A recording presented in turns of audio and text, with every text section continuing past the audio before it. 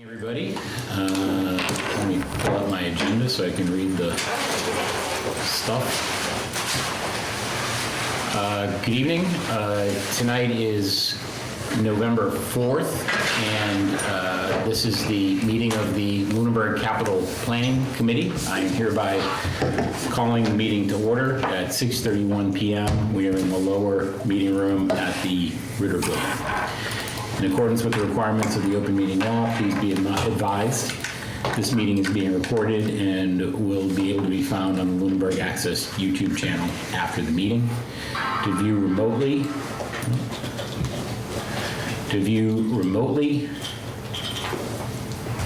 I completely lost my place here. To view remotely from a computer, you can use the Zoom link or dial in via a telephone. Our meeting ID is 886-4237-9897. In the event there is a problem with the remote meeting, this meeting will proceed in person as scheduled. The agenda lists all the topics which may be discussed at the meeting and are those reasonably anticipated by the chair. Votes may be taken as a result of these discussions.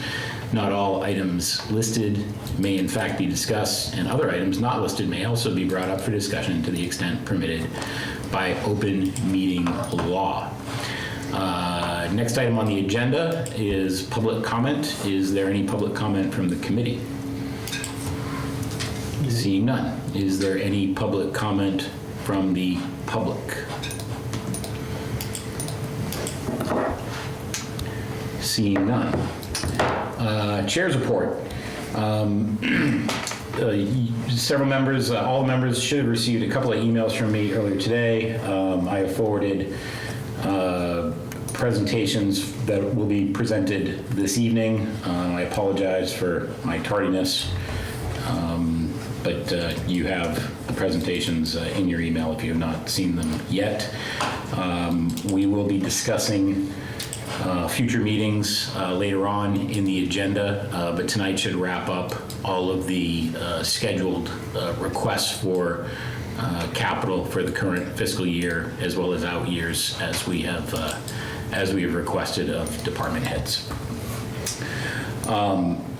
I did receive an updated presentation from the superintendent of schools, which corrected the numbers late last week.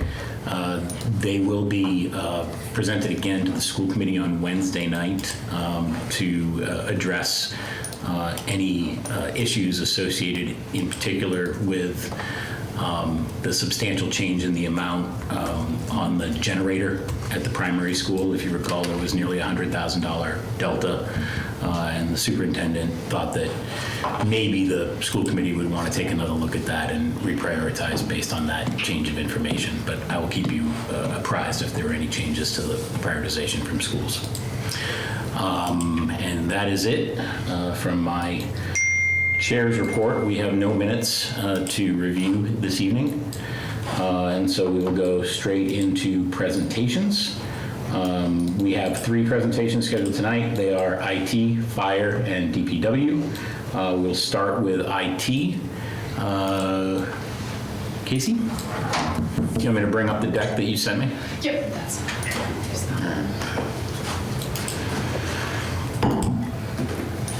Bear with me while I figure out how to share on my computer.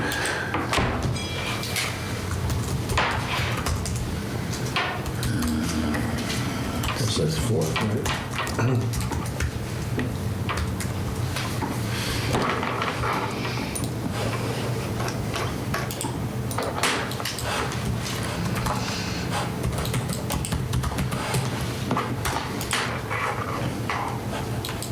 Okay, the floor is yours. All right. So thanks everyone for taking the time to look at this. We do not have a request for FY26, so we're just looking ahead into the next fiscal year that we have a request for, which would be FY27. On the next slide, it does show our priority 1, which is, in terms of the the cost of it could probably be lumped into one large priority, but I did separate it out. Eagle House network equipment has not been upgraded in probably close to 10 years. There's no dedicated security plans for that building, whereas there is one for every other building in the town. And all the equipment that is currently in there is end of life, which means it's not receiving any security updates, or if there's patches that comes out, there's nothing that we can receive from the vendor to assist with that. It would align the Eagle House, the other town buildings in terms of getting the same equipment across all buildings, and significantly improve the security of town, and then also allow for faster troubleshooting because we have better monitoring on the new equipment that we have, so it allows us to see and give us more insight into the existing issues when they do arise. So it does break down the total cost there for the firewall switches and the access points for the whole infrastructure there, and then the total cost for the equipment that we would need to be purchasing. So that's solely the network equipment for Eagle House. The next slide is the replacement for the other town buildings. So if we have any questions on Eagle House, we can So dive into that now. this may have some bearing in terms of the follow-on slide, in terms of how you look to package this as a network infrastructure upgrade. As I think you're aware, our minimum criteria is Yes, $20,000. it's $20,000, So I just wanted to raise that, if that's something you want to talk about now, or we can move forward. Yes, and that's why I kind of mentioned, like, it could be lumped into the other network equipment. So if we go to slide 2, on this slide, the minimum request that we would ask would be that $20,000 at the bottom, along with the $16,000 at Eagle House. And to break that down, the access points are really, we like to hold that on a pretty strict, like they need to be replaced every 5 years, whereas the firewalls and switches can go closer to 7. So we have that broken down by building as well, but again, and the same thing, so this got replaced, all the buildings got replaced in 2022 through the Community Compact Grant, which will be available again, so we can apply for that when it comes time, as long as we don't, we can only apply every 2 years, so as long as we don't apply for anything this year. If we need something, obviously we can obviously apply, but as long as we don't use it and then we need it again in 2 years, we'll be able to utilize those funds through the Community Compact Grant. Otherwise, this would be, again, that minimum request of doing the access points, which would be that $20,000, and then the Eagle House infrastructure for priority 1. If we're looking at everything, it would be the $16,000 for Eagle House and then the $77,000 on this slide. So would all of that be eligible for the Community Yes. Compact Grant? Yeah.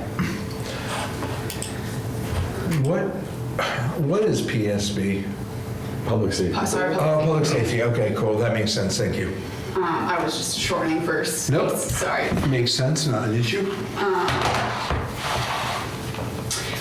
Of course, these, these numbers are based on quotes received in the past 6 months. So, when we go and quote this out again in 2 years, I'm sure those prices will be a little higher based on what we applied for the Community Compact Grant in 2022.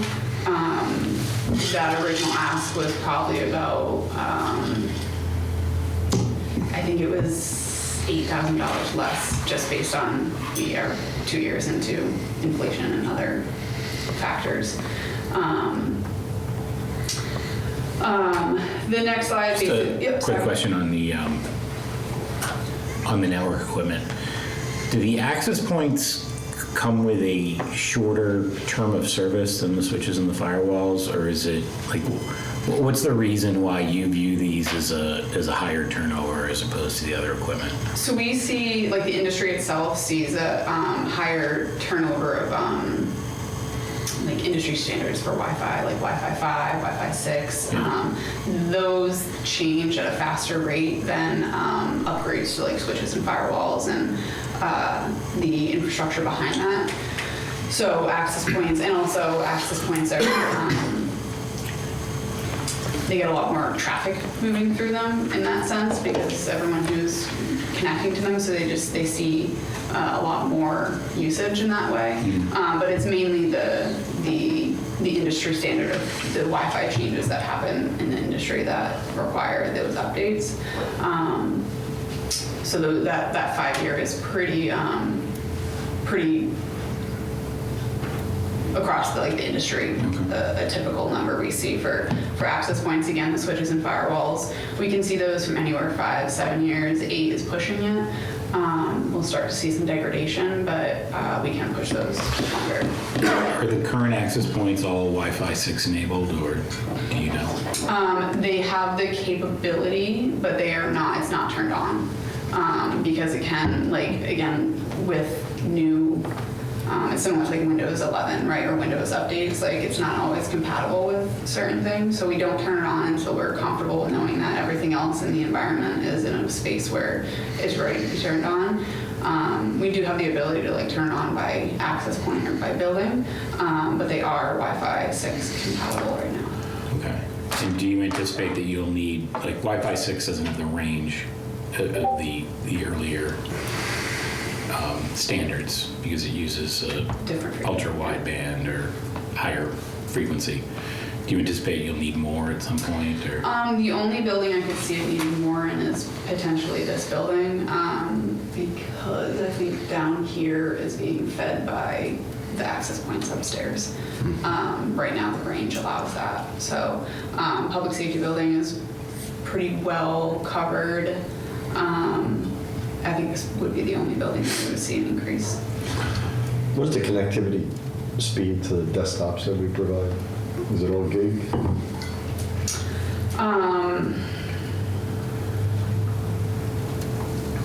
Depends on the building. Each building has its own connection to it, like internet connection, if that's No, I'm talking about to the desktop. To the desktop? Yeah, everybody's workstation. First of all, I'm assuming it's mostly Windows, right? Yes, If not all everything's Windows. There's a few like iPads in public safety. Okay. So to the desktop, what is speed are they connecting at? They should be connecting at a gig, but I would have to confirm on that number. And are these all centrally managed? Do you have one central platform Yes. that these connect to? Okay. Yep, with the exception of Eagle House, they're on an unmanaged system. We don't have management into that building. So the Eagle House is connected through a Comcast box or something along those lines? Yeah. Okay. At one time, a million years ago, it was a Wi-Fi shot to town hall. But, Yeah. okay, that's no longer No, the case. it So it's has just its a own Comcast box public in there, router. Yeah. which is not recommended. Okay. So my only question, if we have something that's unmanaged already, why did that not make it to 2026? Because it wouldn't meet the request, because it's 16,000 only, for just to do Eagle House. Okay. So it didn't quite meet the, And wouldn't get the grant. it could potentially get the grant, but then we'd be getting a smaller, I guess it just depends, we'd have to wait longer to then apply for the grant for the remaining town buildings. Because if we applied this year, then we wouldn't be able to apply again for FY27, so we'd have to wait an additional year. I have a question. This is mostly for my own edification, just understanding everything. You mentioned more traffic hitting the access points, and that being another factor in the rate of turnover. Why does digital traffic increase rate of turnover? So it's more of the, so basically when a device is used more frequently, it just sees more wear and tear like anything. So like an access point sees guests coming into the building and connecting to that. So whereas the switches and the firewalls only are seeing the dedicated things that we have. So it's just receiving more input into it. I guess my question is, and I'm sure there's a very good answer, so I'm not doubting you. I'm just trying to understand. I understand why I welcome that would have more wear and tear with more people using it because it's a physical object that gets worn and broken down. I assume there is some level of physical component. I know only enough to be highly dangerous in this area, not enough to actually know. Sure. When I say wear and tear, I guess it's not, obviously, it's not physical wear and Yeah. tear. I guess I would say digital wear and tear, right? It's the more something is used, like for example, if we talk about a computer, the more you use it, not necessarily you're going to lose a key, but your RAM is going to slowly start getting overloaded, right? The things in the computer start to get tired. It's very similar to like, every 5 years you should probably get a new computer because the equipment inside of the computer is starting to wear and tear because of everything you're putting onto it. Electronic components do degrade. And they do degrade with increased use? It's usually heat. Okay. Oh, heat, okay. Conditions, but yeah. Great. All right, thank you. Typically, You can feel free to lecture me offline as well about degradation of electronic components, because this is stuff that I find. no, I was going to refute all this, but it's pointless to our committee. Fair. Yeah, I mean, I think access points should be changed because of the changing technologies around it, not because. That's more of the reason Right. behind it. That's the driving factor. And that's, I think, the main factor I put into the next slide, that last. Yeah, and you want a slide. 5-year turnover mainly because a lot of these things get end of life and you don't have support on them anymore because they. So just some reasons behind here as to why we want to see the upgrade. Again, we've kind of all touched on it. Doesn't degrade, cause disruptions, ensures no equipment hits end of life by manufacturers, leaving unable to receive security updates, ensures the compatibility with newer technologies, and then again the Wi-Fi, the evolution of the Wi-Fi standards. That's the biggest one from that piece. And then on the last slide, I just again talk about the community compact grant and how we can utilize that to apply for funding. Do we know I know grants are a crapshoot, generally speaking, but do we know how likely we are to get full coverage by that grant? Is that likely? Is that not? Is it? When we applied, the first time we got full coverage, and my experience of using this grant in the past for this town and other towns, I've only ever seen it denied once in I think 6 or 7 applications through various towns. So can you talk through sort of the mechanics of the grant? Is this something where the town would have to pony up the money first, or is it you No. just decide we're going to apply for it and then it's sort of irrespective of what happens at this table or through the budgeting Yes. process? Yes. So we can apply for the grant, and basically you have the option to say, yes, I'm going to submit, the town's going to give 20% to this project and we're asking for the other 80%. Or you can say, no, we're asking for 100% of this upgrade. That's up to the town's discretion, and then either it's approved and basically a fund is provided to the town, and then we can order things based off of that budget line. And is there like a fuse associated with that, like we have with ARPA, where you have to spend it within a certain window, or? Yes, it's 12 months from when we receive it, and then just like a closeout of the grant saying everything's been installed and configured.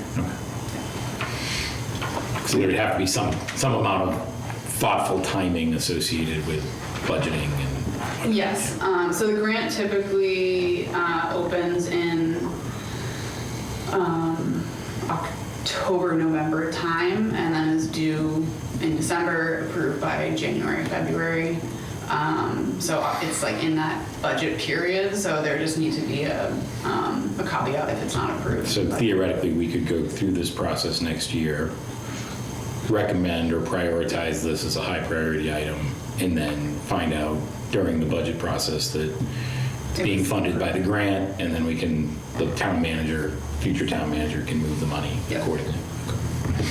All right, Tom, you had a I was just going to ask about software. Does Susan take care of the software licensing for the town? For the network equipment. Like Office for 365? In terms of managing, like, when, like, it gets renewed, we work with the town manager to make sure everything gets renewed, but in terms of, like, we basically audit the licenses and say, these are all the licenses that we currently have, does this still look accurate, yes or no, and we'll get a quote based on that. The reason I ask is because it came up at the selectmen meeting probably more than once, that some people aren't having the license level they need, so they're working off web applications instead of desktop applications. And for the cost differences, that we shouldn't be doing that, really. We should, everybody, or most everybody, except maybe part-time people, should have desktop ones. And I don't know where that would come from. I don't know whether a department would ask for that individually, or whether Susan would take care of, all our IT would take care of that. So we do not, we take direction from the town manager of who gets what type of license. We don't make decisions on, you get a basic license, you get a standard license, or you get an email only license. We basically just take direction from the town manager, who takes direction from the department heads of which license they get. And then we apply the license based on that. Okay, so you're just the mechanism Yes. with which licenses get installed, not... Yes, we're not the decision makers of who gets what license. Okay. The interim town manager has his hand raised. Carter? Just to follow up on that, we're actually going through a process right now. We've just approved 8 additional full licenses. We allowed all departments to submit those that they thought needed the full licenses and the rationale.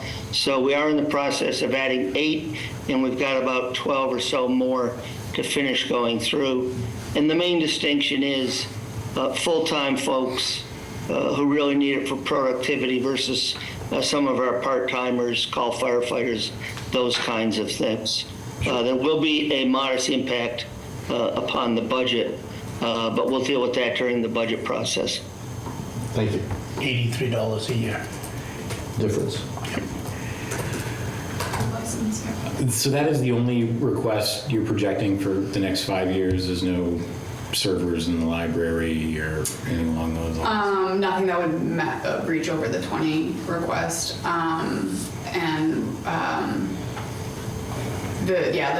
The infrastructure for servers is less and less in the town just because it's not needed. More cloud, Yeah. So the library, I do know that we've been discussing with Muir about the server needs over there, but it wouldn't be anything more than maybe a $5,000 purchase. Okay. And who takes care of desktop replacements? It comes out of the operating budget. Okay, for so IT. it's not operating, Yep. okay. Yep, we've built that over the past 3 years into the operating budget. Gotcha. Okay. Any other questions? All right, thank you very much. Yeah, Thank you of very course. much. Thank you for your Appreciate time. If anything comes up afterwards, don't hesitate to reach out. All right, thank you so much. Chief Sullivan, you're up. All righty. I gave these slides, You correct? did, I just need to overcome my Didn't do them in PDF this time. operator slowness here, but I'm almost there. See, we can make progress. I thought I was helping out that time. You know, no good deed goes unpunished. Oh, come on now. That was just gratuitous at that point. All right, All right.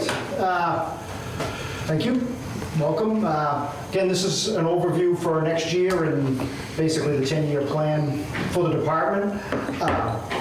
Again, I'll sort of mention some of this is going to be conjecture after a point because I probably won't be here for all of that, but I'll move along and touch on some of this. The first slide after this is just an overview for the next 10 years of things that we're looking at.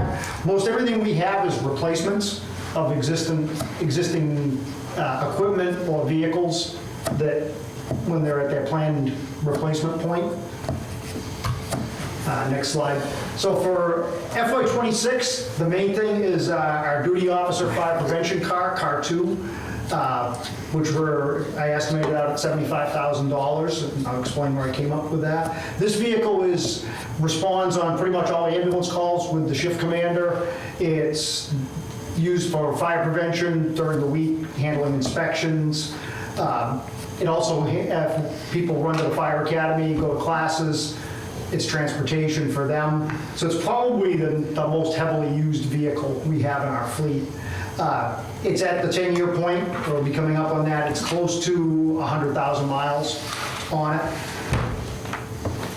The maintenance on it, I know that had been a question. It's been normal wear and tear on that vehicle. We've had really no issues beyond oil changes, brakes, filters, simple things. I don't want to say that too loud and jinx it, but it's been pretty much normal life expectancy for that car. What is the vehicle? It's a 2017 Ford Interceptor, so it's the Explorer with the police package Gotcha. on it. Our plan is to look at a 4x4 pickup model, which we've looked at a nearby city that uses one for their shift commander's vehicle. Little heavier vehicle, can carry the equipment a little bit better, takes the fire gear out of the passenger compartment with the people that are riding up front, can put a console in the rear for extra radios, extra equipment. We think it will serve our purposes a little bit better because it can carry that little bit extra equipment. As I mentioned, I know, we talk about hybrids, EVs. My concern with our vehicles is we keep them 10 plus years. And I'm concerned with battery life, that we're going to have something at the 8 or 9 year mark we're spending a fortune on to put a battery in. I'd rather just stay with standard gas vehicle. Like you say, the city that's running one has had good luck. They're in the process of buying a second one. Their only difference is they're going with the police package on the truck. So the numbers I have are pretty close to what they have. Kicked up a little bit for the next fiscal year, and the fact that they're reusing some equipment off their existing truck, which we wouldn't have. So this would be similar to the F-150 that the police. Pretty much. If you go down, go to the 2 slides ahead. I got ahead of you a little bit here. Yeah. That's the vehicle. That's basically it. The difference is it's got a cap. It's got a console in the back, so it wouldn't be a pickup. It would be carrying fire gear, it would be carrying some tools in the back. It would have all that equipment. You can still take 5 people in it if needed. It's not a snowplow vehicle. It's strictly a 4-wheel drive truck to get around. And I mentioned my plan would be to keep the existing car as strictly as an auxiliary vehicle for academy, for schooling. We have a lot of people that are going to classes, places, especially some of the call people that go on their own time. So at least we can give them something to get there. And that where the vehicle's been in really good shape for its mileage, I would guess we would go from 10,000 miles a year to under 2 for using it just for that. And that would also allow to keep the primary vehicle in town for the shift officer to do what it was meant to do. So I'd be remiss without pushing back on you a little bit on that, mostly because Bill Bernard is on the phone. The issue here is when you're not replacing, you're adding to your fleet, right? So you've got a vehicle that's pushing 100,000 miles on it. Mm-hmm. Even if you're putting 2,000 miles a year on it, it's still a 10-year vehicle, 10-year-old vehicle with 100,000 miles on it.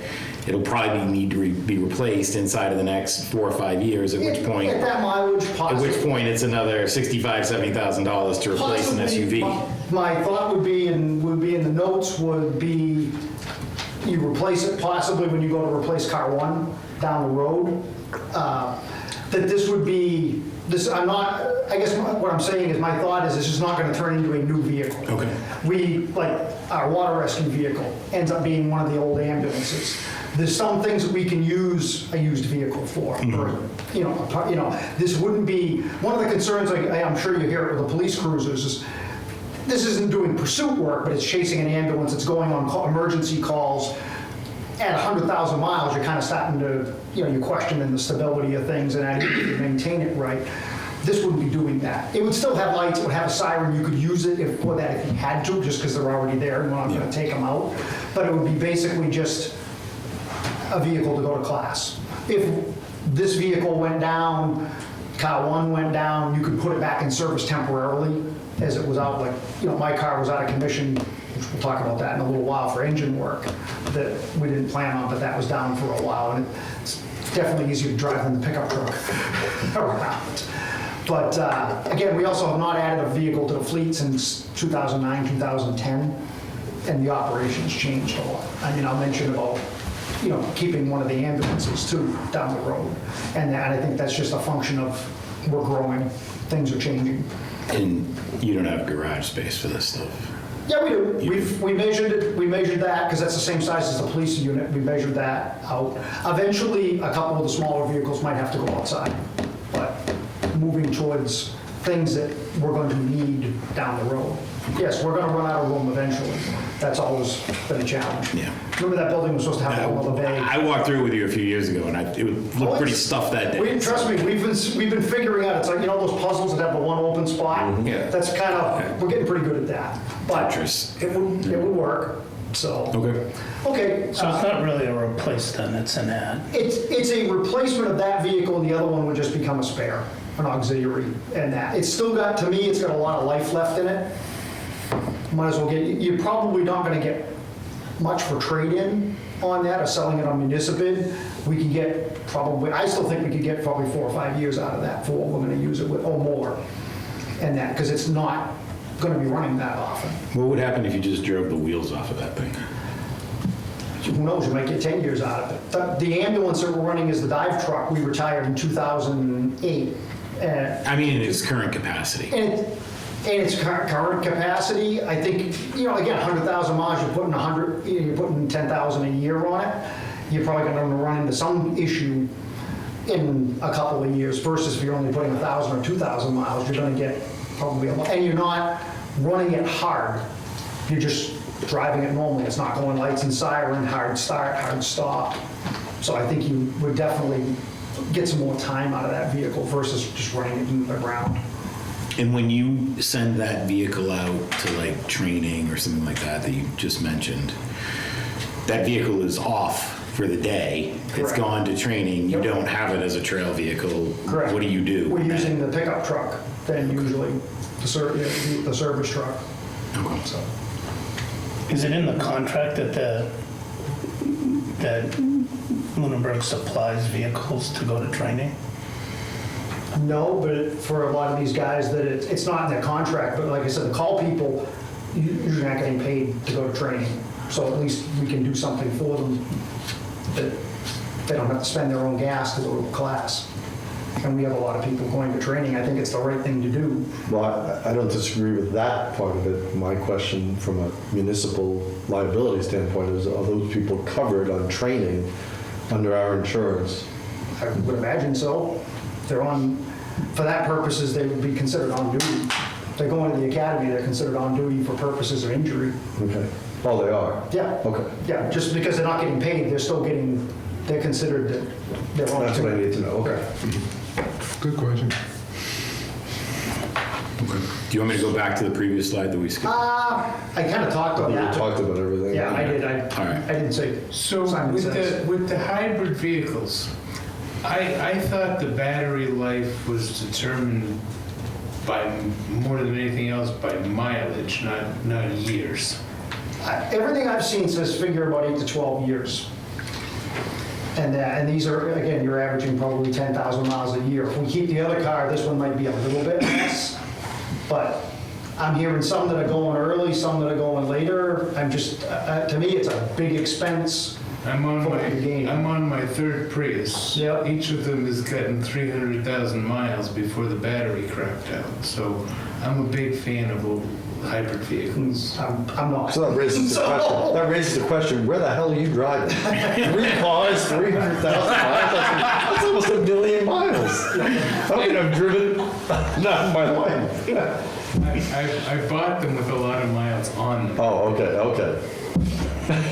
I know the police have had good luck with them, but they also turn them over in 3 to 5 years, too. They're not keeping them for a longer period of time. It's also, we were talking about this a little bit when the police were here too.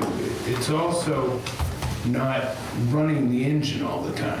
If you're idling, the engine isn't running, and there might be, over time, there might be advantages to that too, to not having the engine running all the time. I don't think it's usually getting left running. Usually if they pull up on scene, if the officer pulls up, the ambulance might get left running because you need the lights and everything else. They're usually shutting it off unless it's out in traffic where we need the warning lights. Here. Something like that. You know, inspections, you're usually not leaving it running somewhere, you're shutting it off. Well, in the industry, in your field, are people locally or in the country using EVs? It depends on where you are. Some places yes, some places no. And what has been what you seem like somebody who keeps up on things of that nature, knowing you as well as I have. So what has been the general feeling? I mean, is what you're worried about, has that happened? I have not heard of it, but again, a lot of the places they turn these vehicles over faster. Towns our size, I haven't seen too many that are running EVs Okay. or hybrids for, other than cruisers. Police cruisers, yes, you're seeing a lot of them, but again, they got a shorter lifespan. I don't know of anybody around here that I've talked to that's running an EV or a hybrid truck or vehicle for, that does emergency response, you know. I would be interested in just knowing the numbers of the, effectively of the, we know that hybrids typically have lower maintenance costs. Now that's somewhat mitigated by the town having an in-house mechanic, as well as lower fuel costs. And kind of seeing those numbers as opposed to what the potential cost for battery replacement is. I know that because when I was shopping for my minivan years ago, and I know that's a different beast in many ways. I appreciate that. But that's one of the kind of numbers we ran is, okay, let's assume in our total cost of ownership for a vehicle for 200,000 miles, one battery replacement. And in that instance, it still wound up very clearly, the numbers still strongly favored, even with a battery replacement within 200,000 miles. It was a real clear still cost savings. I wonder what it would be if we factored it in. I don't know about these vehicles. I was looking different brand, different use case, other factors, but I wonder, that seems spreadsheetable. I don't know. Yeah, I don't have a strong opinion on this one at all. My only question is relative to cost of running it. Is a truck going to be more expensive to run than a Ford Explorer? From what I've heard, I mean, maintenance-wise, I would suspect, again, like any other vehicle, if it may be trouble-free, or you may have issues with it. Mileage-wise, I believe that's the small V6. I don't think it's all that different than the Explorer. So the Explorer actually does pretty good on that. I don't think it's that far off. Again, that's not as big of a concern for us as, you know, performance and that, but I believe the one they're running, it's a 3.6 liter 6. Don't quote me on that. I'm remembering from the spec, so. Okay. Definitely not a V8. I don't know how to find those. Yeah. All right. Next slide. If there's no more questions on car 2.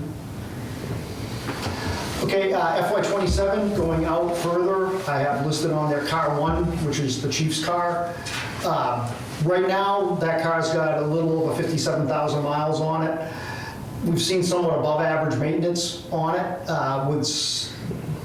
as with some of the other flex fuel vehicles, the ones that can run in either 4 cylinders or 8, we've had to have part of the motor rebuilt because it puked a couple of lifters to the tune of $5,500.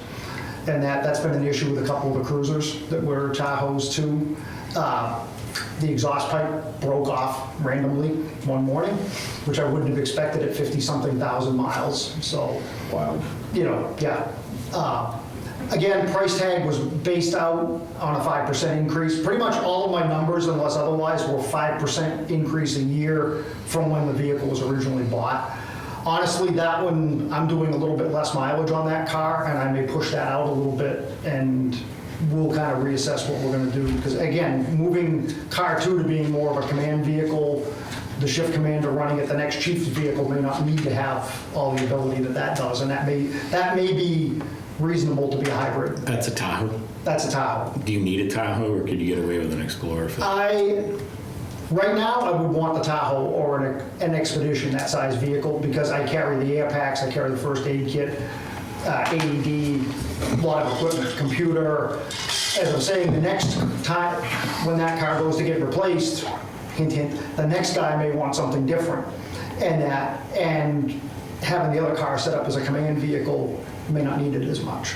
So right now, the numbers that are there are for a replacement of the existing vehicle. What I'm saying is that may get pushed out to 28 with the mileage it's seeing right now, and we may look at something different. Okay. That's why I say some of these things are a little conjectural. Yeah, fair. No, I mean, we're asking for, a I'm longer trying to term give you view. worst case scenario. When you say command vehicle, and I just, forgive me, this is not my area of expertise, but I recall when we first went to SUVs like 20 years ago, there was discussion around outfitting command vehicles and non-command vehicles and radio mounts and multiple radios and all this stuff.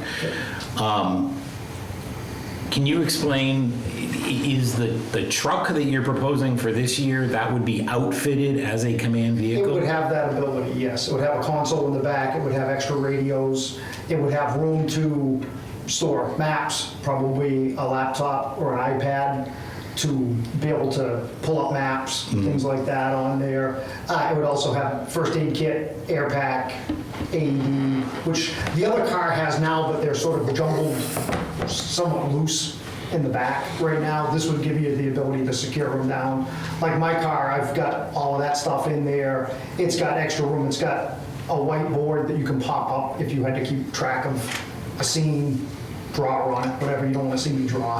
I flunked kindergarten art, so that's, it's a vehicle that if it's a more involved incident,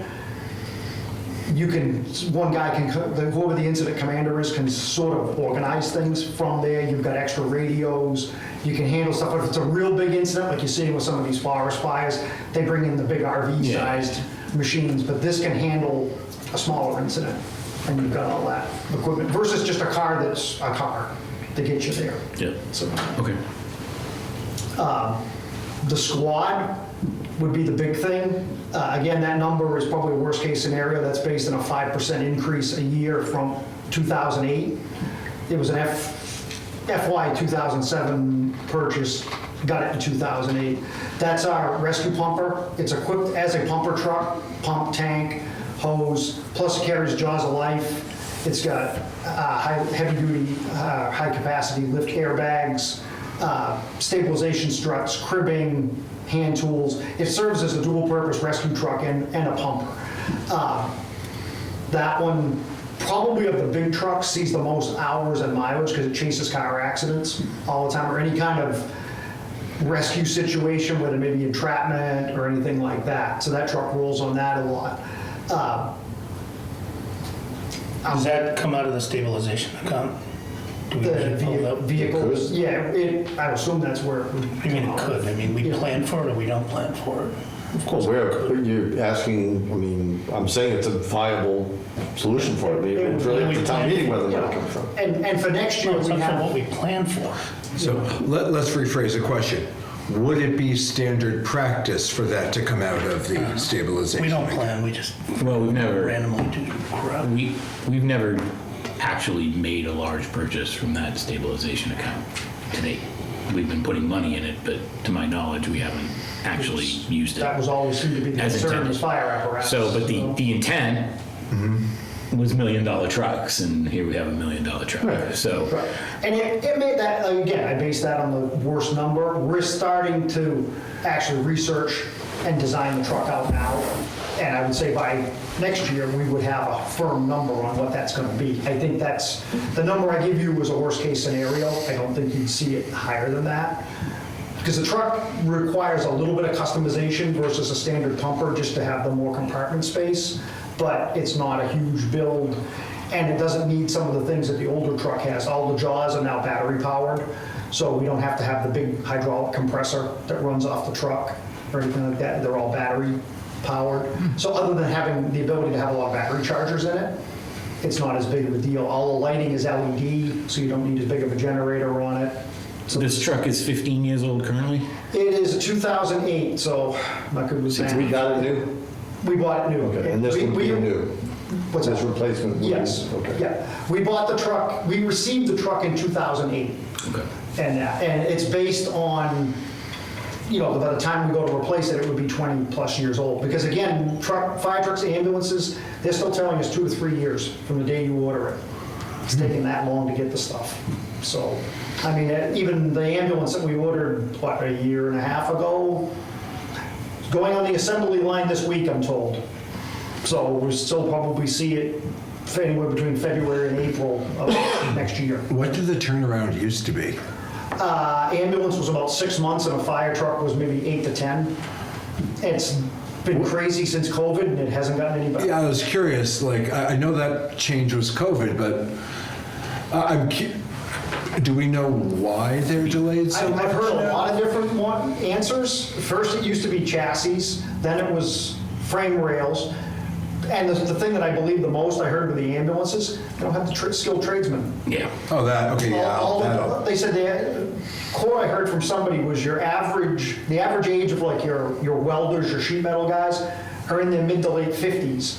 And for every like 4 that retire, you got 1 guy coming up the pike afterward. And that's what's really starting to hurt them. We saw that with the last 2 big trucks we bought. They used to do a lot of fabrication for like mounting and compartments here in Massachusetts. And they asked us, can you spec all this out because they need to do it in Florida because they don't have the help. All their sheet metal and fabricator guys were like in their 60s and they were all retiring. They all retired around COVID because they didn't want to deal with it. So My wife works in automotive supply chain, and the economics of that industry it's absolutely crazy. gone And crazy town the last couple of years. I It's- mean, like when we talk about ambulances, I used an 8% increase a year on it because that's what we've been seeing the last few years on these things. The other- Whether that levels off and changes. what she's I don't- experienced has been a lot of reshoring of components, reshoring to Mexico. Yeah. And you know, but the factories aren't built, the assembly, you know what I mean? Like everything has to be literally built from the You would ground hope up, so. almost 5 years after COVID that this Yeah, would have leveled but off. not so it's- much, It's yeah. not. So, again, if you want to go to the next slide, that was car 1. We talked about that a little bit. Again, some maintenance, above average maintenance cost, but we may be looking at a different vehicle or a smaller vehicle when the time comes with that. And I would suspect next year I'll probably push that out another year anyway, because I'm not doing the mileage that the other car does. So, if you can go to the next slide in the squad. I think I ran down. Oh, I'm sorry, did I get ahead of myself? Or? No. He got ahead of himself. Yes, I know. All right. I keep forgetting to say Simon Says. All right. Yeah. There are grant possibilities if the Federal Assistance to Firefighters grant is out there. That is available for apparatus, but I would add the caveat, it's an 80-20 match. So based on that number, we'd still be looking at $262,000. Obviously, if that number's less, that number would be less too. What works against us is the truck needs to be at least 20 years old when it happens, and the average age of the fleet needs to be 20 years old. And right now, it would be 16. So it does not help us in the rankings on that. We can certainly look at it when the time comes, but I would not want to build anybody's hopes that they're going to throw a grant for the truck at us. I've seen some wild grants that have come through that I'm amazed that they've gotten them, and I've seen other ones that were absolutely deserving and they never saw the light of day. So, this is a federal grant, Yep. and has it been steadily funded? Do you know? It's been a fight a few years, but it's been funded 20-plus years.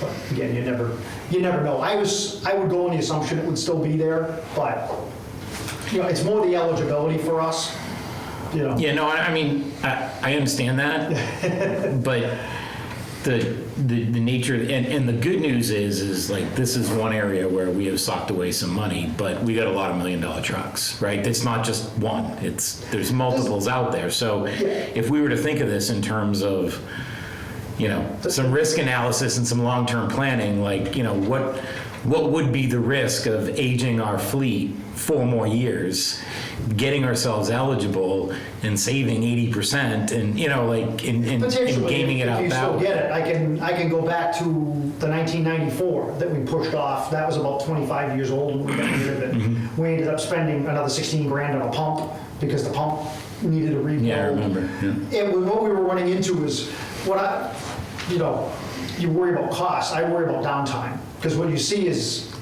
it's that, your downtime goes up and your costs go up as the truck gets older. More things start to break on it, start to fail. And for me, it's not having it in service when you need it. And that's the challenge of, 20 years seems to be the generally recommended time that you start seeing the maintenance go up. And like I say, this truck, even if we went for it when it's scheduled, we could be potentially not seeing it until 29, if it takes 2 or 3 years to get it. Yeah.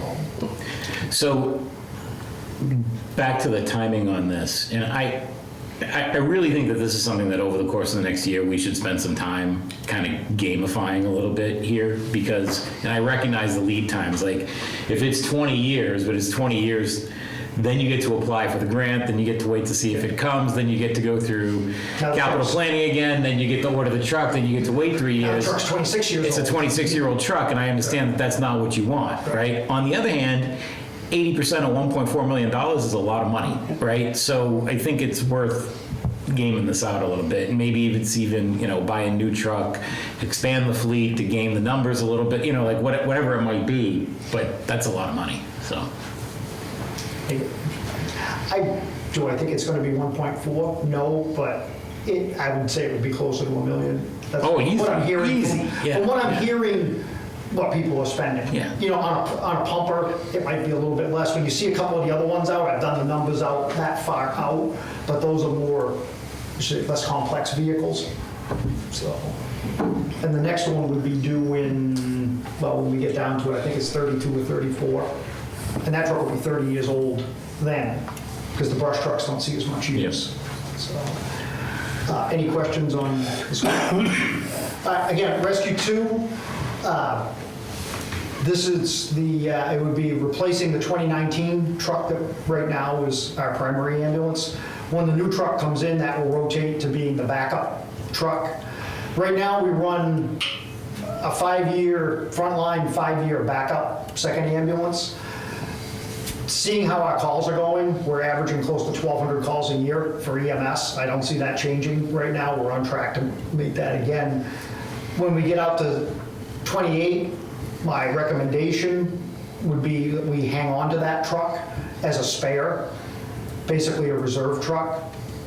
So we wouldn't trade it in. You'd get the new truck, you would keep this one as a reserve. It would be minimally equipped, enough to meet the state regulations, but it would not be in service on a normal basis. If we ran, one of the other trucks was out of service for more than a few hours or a day, this truck could be put back in service and you'd still be fielding 2 trucks. Because I think we're gonna see more and more that we're using the second truck more.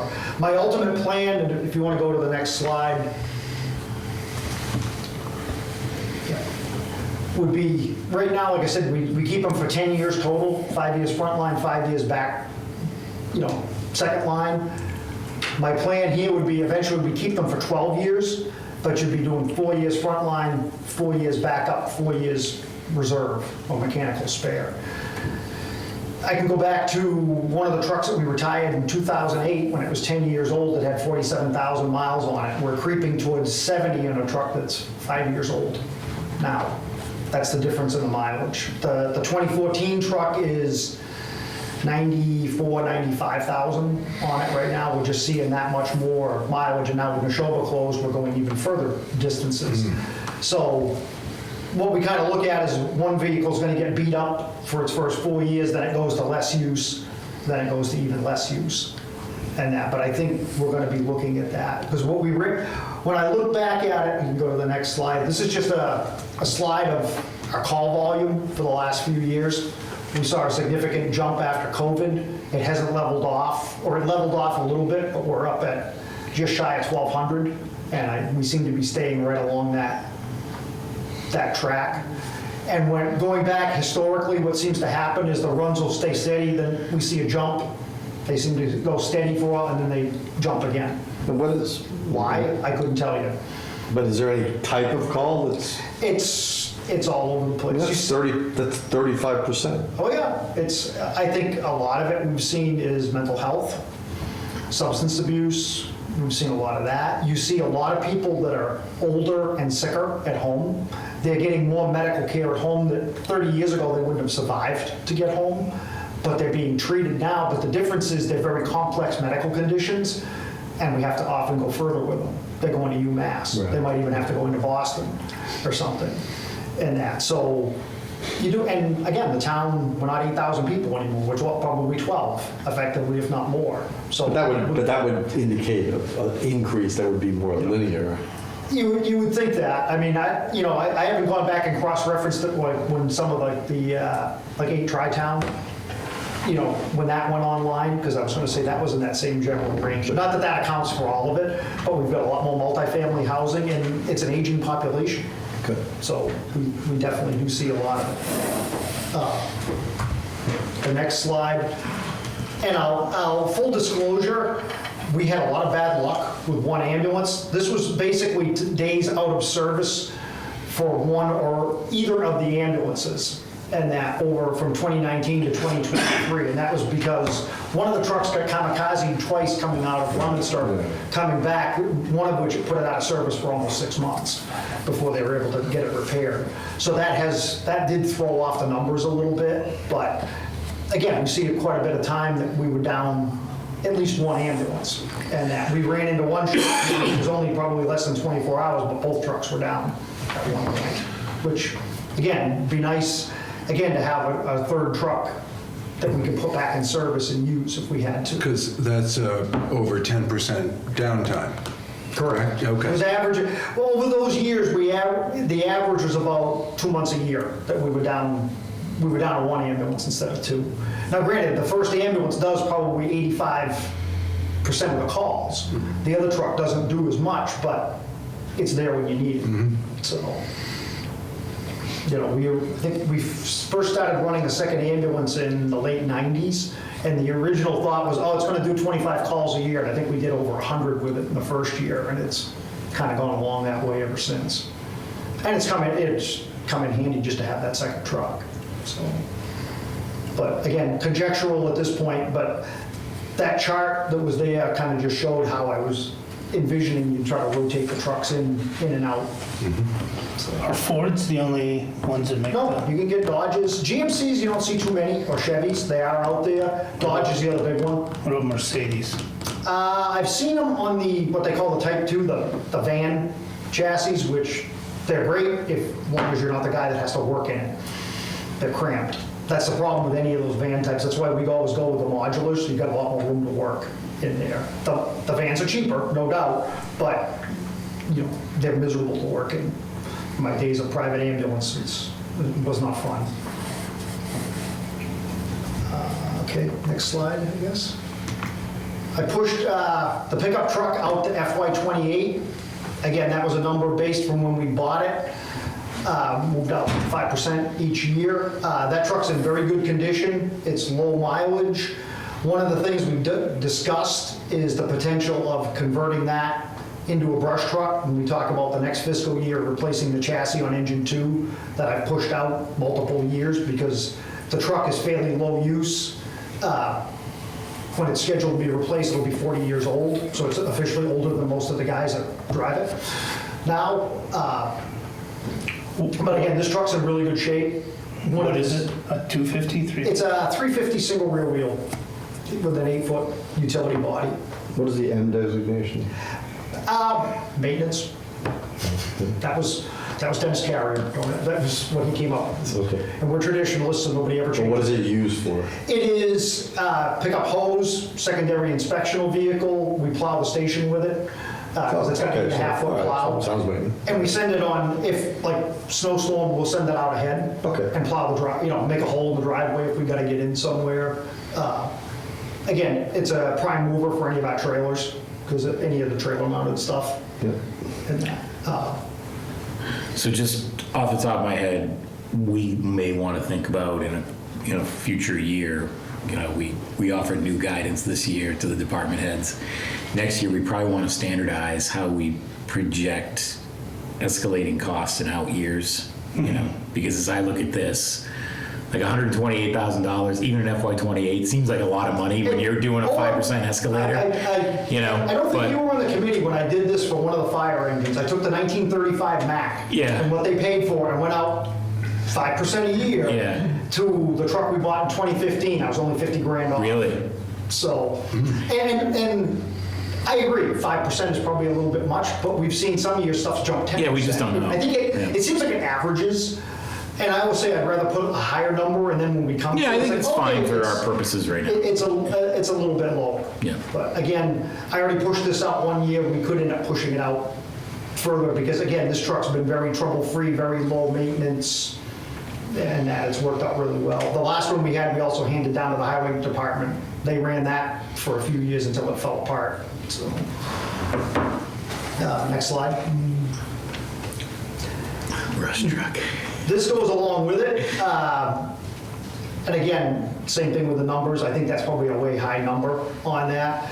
The original discussion has always been to remount that body on a new chassis.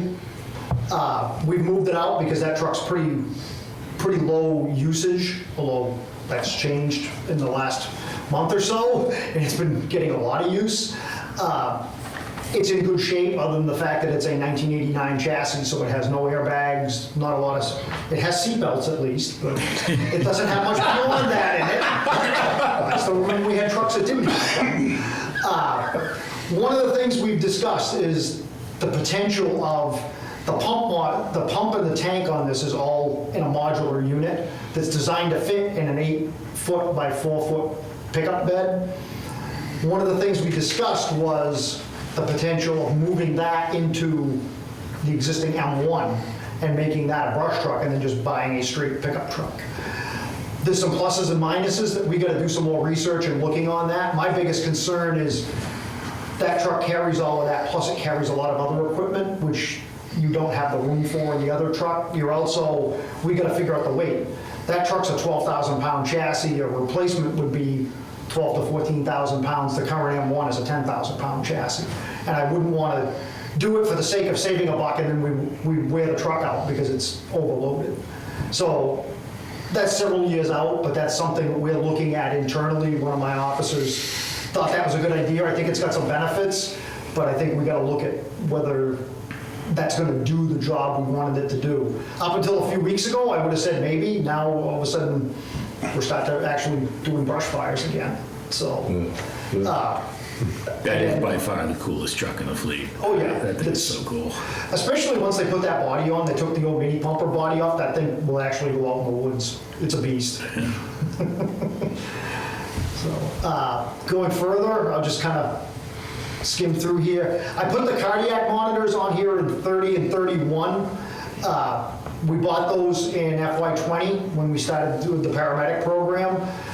I put those as placeholders. As time gets closer, we'll see whether we need to replace those, whether they've become outmoded, they don't maintain them. Again, they're like everything else, they're more computers than anything else nowadays. My concern would be you get out to the 10-year mark, can we still get them serviced? Can we maintain them? When we bought them, we paid around $35,000, and I just marked them up to 40 because they haven't seemed like they've jumped around that much in These are price. basically mobile EKGs. Yes. EKG, both 3-lead and 12-lead, can function as a cardiac defibrillator, and they can do cardiac pacing as well, too. Plus, it will actually work as a vital sign monitor. It'll run a blood pressure cuff, monitor pulse, all that stuff. It's an impressive machine. Yeah, for Right. $35,000, it should be. Yeah. In full disclosure, I do not operate that thing. Leave that for the paramedics. And this is not mounted, this is a It's in a bracket to hold it, but no, it's portable. Yeah, it's just, we keep it mounted in the truck until we need it. We have 2 of them, one on each ambulance right now. I put, if you go to the next slide, on 31, the potential might be to retain one as a spare, and that, again, we'll figure that out. 32 was the next ambulance replacement on the 3-vehicle cycle. The truck would be 7 years old. At this point, you'd actually dispose of the 2019 vehicle, and that the if I get this right now, the 2025 would rotate in. So, next slide. 33 has the replacement for engine 5. This truck was actually bought in an AFG grant back in 2002. It's the only one we've ever gotten off an AFG grant. It's a heavy-duty brush truck. It also acts as our reserve pumper. If one of the big trucks goes down for a length of time, this one has a full-size fire pump and it carries 500 gallons of water, so it can function as basically our de facto backup pumper. It's in really good shape now. We had some mechanical issues when it had an electrical fire in it back a while ago, which is embarrassing to say the least. That's been taken care of. Otherwise, that truck, again, low mileage, low hours, been getting a lot more use lately, but it's been doing well. So on the brush trucks, I always figure about 30 years to 31 years versus the 20 on the other trucks because they're lower use. Does this only get used in brush fires? It does brush fires, we'll chase arcing wires, illegal burn calls if we need a pumper to go out on it. We run it in snowstorms because it's all-wheel drive. We'll run that out for stuff sometimes. But my thought, and I'm not going to be here for it, but my thought would be Stop saying that. 33. I'll be the guy at town meeting bitching about all the money. So. Good to know. Sounds Mark about that down. You won't be the guy. No. There you go. Remember the two guys from the Muppets that sat up in the balcony? Sadler and Just gotta Walter. find somebody to sit up there with me. My thought, going that far out, but if necessary, we would replace it with a tanker, which is basically just a truck that carries 2,000 plus gallons of water instead. There's trucks out there that are four-wheel drive that are similar size with a full-size pump. I think it would give us some functionality that we don't have now. Now, that said, the town could have made significantly changed by then, and we have hydrants in a lot more of the town that we don't have right now. So that's just a thought. I've always said that was the one vehicle that we don't have that I was. So this is strictly a pumper, this does not carry? Not carries 500 gallons of water, 500. carries hose. The hose is geared more for brush fire, although it is set up that if you rolled up for a brush fire and you had a garage or something going, it's got two normal size hand lines, it has two air packs on it, you can function as a structural pumper.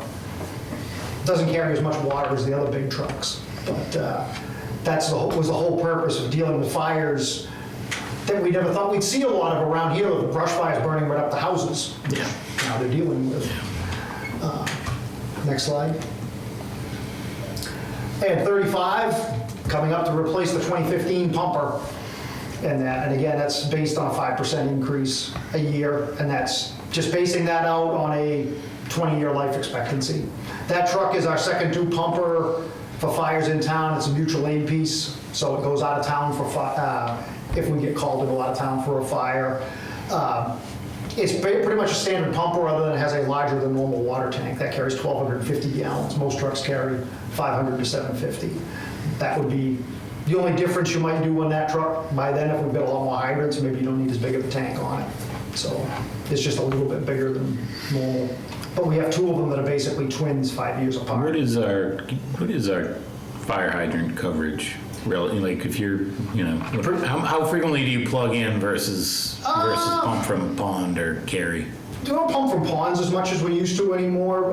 Usually we'll use tankers and we'll try to get back to a hydrant, because right now I've looked at several of the farm hydrants and you couldn't use them, the water's so low right now. You go out north end, like last hydrant on Chase Road is at Beale Street. Out beyond there, it's just a couple of farm hydrants. There's no water out that way. Flat Hill Road is good as far as Cortland Circle. Last hydrant's at the end of Cortland Circle, so nothing down that way until you get back to Reservoir Road. There's no hydrants there. Goodrich Street, Kilburn Street. Kilburn's got hydrants. Goodrich has only got one right at Kilburn. The rest of that, there's a couple of farm hydrants down in there. So there's probably still a good 40 to 50% of the land area that doesn't have hydrants. When they ran them down Townsend Harbor in Hickory Hills in the 90s, and then ran the line down Reservoir and Page, that gained quite a bit. So. And what is the closest that's a viable distance to be from a hydrant? From a hydrant, effectively 1,500, 2,000 feet. The trucks all carry 1,600 feet of hose. So a third of a mile, basically. Roughly, yeah. Beyond that, you can lay out the hose, but it takes a long time. And now you're dealing with friction loss, pumping it, you can do it. Most of our run cards, if we're out more than about 1,500 feet from the hydrants, we have tankers coming from other towns. So, I just want to just call out for the committee that, I guess I'm looking ahead to fiscal year 36 as well, but in 4 years, we're looking at $3 million plus vehicles. Yeah.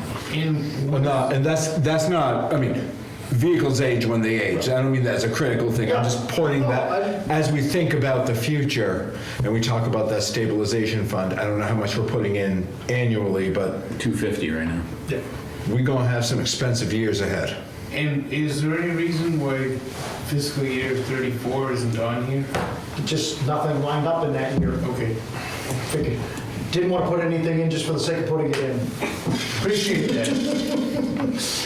I know of an expensive operation with the vehicles, and I never thought I'd see 500,000+ for an ambulance, so.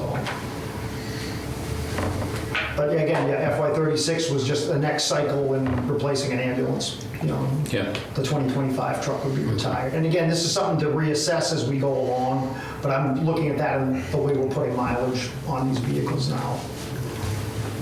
And that's it. So, things that I didn't notice here, and they've come up in past years, turnout gear. Turnout gear was still working, they increased the budget line to 20,000. And again, at some point that may catch up with us, but we're trying to buy. You are The idea buying. was buying 5 sets of gear a year. And you are? Yes. Okay. Yep. We've been doing that, because again, we got all the gear at once, so we've been trying to start spacing that out. Yeah. The goal is to have 2 sets of gear for everybody, so if you do have a fire, you can wash immediately, because of concerns with contamination and stuff like that. So we're working that in. The Korea people all have 2 good sets of gear. Call people, most have at least 2 serviceable, 1 good set, 1 serviceable set. So we can wash them and get them back. And then the other thing that seems to come up is radios. Radios, we just, through the ARPA with the ambulance, we've got 9 portables coming with that.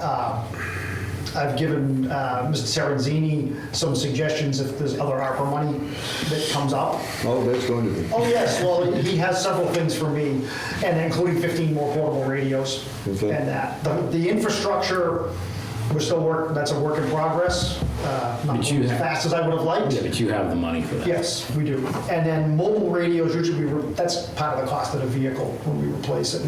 We just put new radios in it. Okay. The other thing would be air packs at some point. I don't know when that's going to go.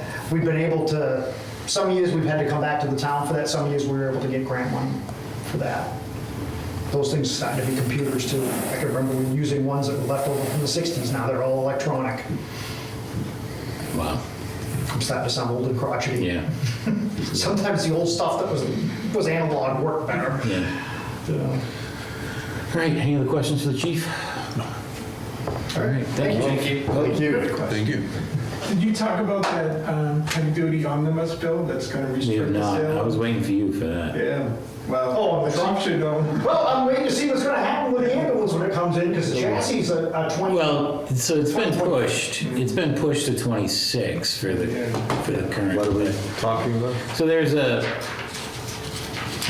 we had talked about this in an earlier meeting. I think I might have forwarded you some communication from it, but the DPW director, when I met with him a month or so ago, brought to my attention that the state of Massachusetts had elected to enforce some federal regulations relating to fuel economy. Is that fuel economy and emissions? Emissions. Emissions primarily for heavy vehicles, for which there is no stock. You can't buy the vehicles that are that are projected for beginning, under federal regulation is January 1st of 27. And the state of Massachusetts had brought it into January 1st of 25. They basically accelerated the federal standards. We've been told the emergency by 2 vehicle is years. going to be exempt. So in any event, this is an issue like across the board, commercial, municipal, you name it. Mr. Bernard had shared with me a letter from a lobbying group that raised the issue to the governor. I immediately sent a note to our legislative delegation saying, were you guys even aware of this? By the way, 2 of the 3 were not. But they all did respond, and within a few weeks, the state elected to push it out to January 1st of 26. So whatever we buy for the current fiscal, and I think it's TBD whether it's on order or whatever, when the purchase date versus delivery date, that kind of thing. But there are issues with compliance of federal emission standards on heavy vehicles. So, and right now you can't buy the vehicles, and those that you theoretically could buy are like double the cost. So you can't buy new vehicles because the ones they want you to buy don't exist, but you can't But you buy can the old vehicle. You can keep running the old. You can keep running the old one, but you can't replace them. which is an One I easy, bought, my which is an easy 13-year-old problem for pickup us, on the right? I'm from the government and I'm here to help. Yeah. Scariest words in the English So the language. answer is we don't. The answer is we don't know, but we have to plan like we understand, as we understand it. That is the most overused, most tired thing. Because it's true. Right, it is. Mr. And Bernard, I would ask why we're all doing here right now. I asked that question many times. But you're still here. You obviously aren't answering your own questions. Spent my life in public service, but I still know what it means. all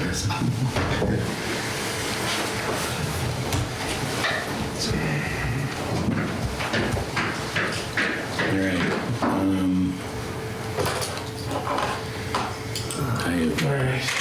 I lost my mouse here, so bear with me while I try to get it back. All right, So I have 187 slides. I'm sure you don't want me to bore you with all of them, right? I did not get the slides for you didn't come over the PowerPoint. I just got the spreadsheet. The slideshow They're in the is same email. huge. I know, but it didn't. Like I went to forward it to myself, and they wouldn't allow me. Oh, Luckily, it's on there. So I tried to reduce the file size the best I could, but it was still huge. Too many pictures. That's not what I want. It's only 18 meg. I was going to say that. Yeah, it's not. Let's see what. The original was 54.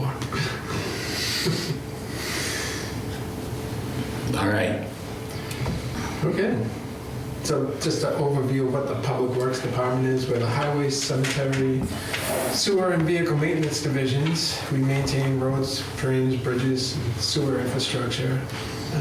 Our staff is really small. We got one director, one executive assistant, one highway superintendent, basically 5 guys working in the field, one mechanic, one cemetery super, and 2 seasonal cemetery laborers. And if we ever hire them, a sewer business manager and an assistant to the sewer business manager. So I put that in there just to show that we are small and we rely on our equipment. A little bit more about us. The Highway Division maintains, again, the roads, drainage, stormwater, signs, trees, roadside vegetation, sewers, winter operations. We have about 90 miles of roads, almost 1,500 catch basins, over 2,000 feet of drainage pipes, or feet 2,000 drainage pipes, 527 outfalls, right, and on. We got a lot of stuff. 26 bridges and culverts. I'll get into that a little later. We also do, again, cemetery and fleet maintenance. Right? The cemetery, there's 2 main ones, one smaller one and potentially another one coming. And then fleet maintenance takes care of the DPW vehicles and police and fire. So my request, basically it's 3 categories. It's truck and equipment, it's scheduled replacements, and then drainage infrastructure, pipes, culverts, bridges, repairs and replacements, and then the other category would be cemeteries, expansion and repairs. So the next slide is that all the requests for the next 10 years, right? Too small to see, right? Sorry. We get it. Yep. So let me talk about Chapter 90. So there's a lot of overlap with what can be spent on Chapter 90 to what I'm requesting, right? So Chapter 90 is, the big thing for Chapter 90 is paving roads, fixing roads, right? Crack sealing, fog seals, doing drainage repairs, bridge repairs, pavement marking, sidewalks, guardrails, and on and on and on. It could also be used for purchasing equipment. I recently bought an air compressor. Right? You'll notice that's not on my list this year. You can buy a backhoe. You can buy concrete mixers. You can buy bigger trucks. It could also be used for engineering for road jobs and drainage jobs. It could be used to purchase salt storage sheds. And you'll see I have a lot of this in my request. The Chapter 90, I laid out a plan, and we can go to the next slide. We did a pavement management plan, and this kind of shows how much Chapter 90 money potentially we would need, right? It's just the yellow. So our operational budget, if it keeps growing the way it has, so this past year it didn't grow, so I had to use more Chapter 90 money. This shows how much we would need to use. So it's not much, but potentially it could be a lot more. The next slide is a plan that I've laid out for spending the Chapter 90 money that we do have. So right now we do have quite a bit. So this year we paved a bunch of roads, spent over $700,000 in Chapter 90 funds. And going forward, the plan calls for spending for, again, road repairs mostly, and then drainage repairs.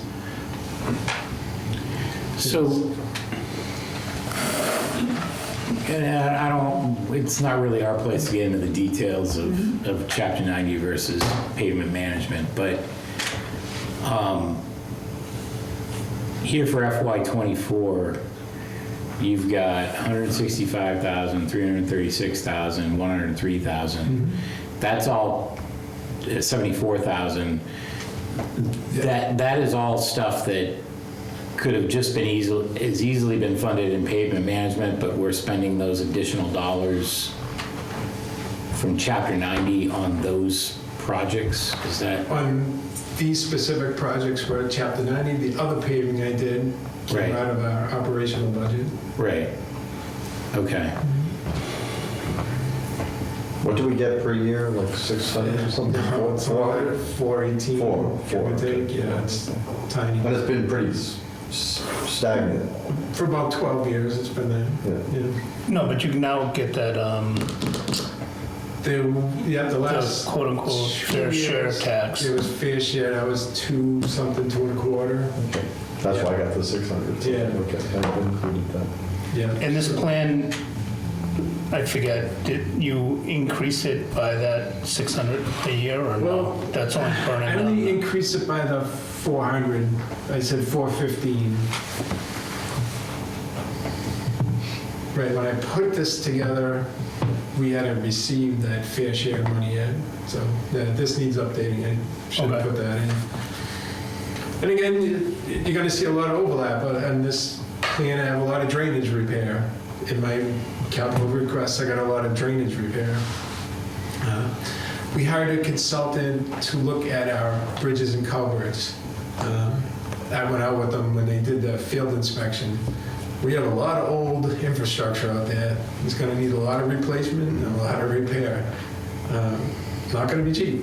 So I think we're going to need the combination of, capital funds and Chapter 90 funds to get it done.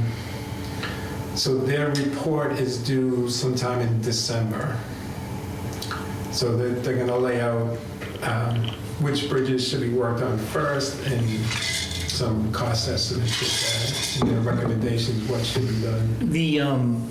The first two items on this Chapter 90 list, Bill, you've got both Leominster Shirley Road projects, and they were listed, well, all of them are listed FY23 or FY24 pavement management plan projects.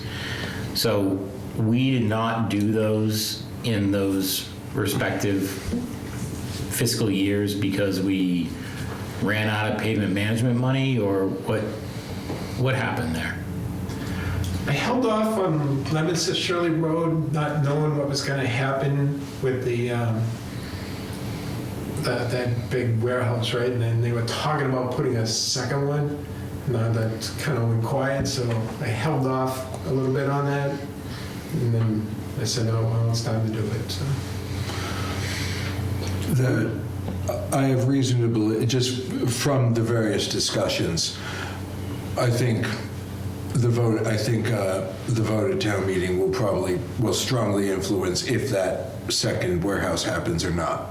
So you may have a better idea about that in a few weeks. Well, not even. Yeah. So I'm looking at the running balance, but I don't see it go up at any point. Yeah, the first line in each year, right? Adds the 415. Right, so the balance here, 370, Okay. add 415. Okay, there we go. All right. Yeah, so that first line added 415. I don't see it I guess I don't see it in the FY25, but probably it's already in there. And we're currently, I know we were flat this year, but it was like, what are we putting into pavement management annually now? It's on the We're previous at- slide. Oh, it's on the previous slide. That's right. We were at what? 619. That's the estimated cost. The green column, so 552. 500, Okay. 550. Yeah, it stayed flat Right. for this fiscal year, so I'm at 550. Okay. But what do we add to it annually? 50 $50. is what we've traditionally done. Yeah. But we did this past year. We're in- We forewent it, right? Right. To go to the schools. We've funded it flat. So, yeah. So this 2025 should read 550, not 619, right? Again, the green. Well, So that's 600. 619 is the estimated cost. Right, but we funded it at 550, didn't we? Right, Okay. right. All right, but obviously, Right. you just showed us in the subsequent slide, you're spending several $100,000 in Chapter 90 Right. right now. So, okay. All right, I guess you go to the next slide. So this is the equipment that DPW has, and I've laid out a replacement schedule. So that's mostly what we're going to talk about tonight. I guess we can jump to the next one. So the next one, the American Public Works Association has recommendations on when to replace vehicles. The federal government has their recommendations, and then I have our recommendations, and we're 3 to 8 years and longer. We're holding on to our vehicles than what's recommended by, the American Public Works and the federal government. So How are we on mileage though? Because there's, most of our vehicles don't get crazy mileage, so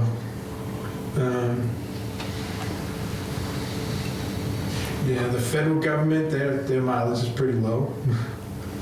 So we're going to be over the mileage. definitely.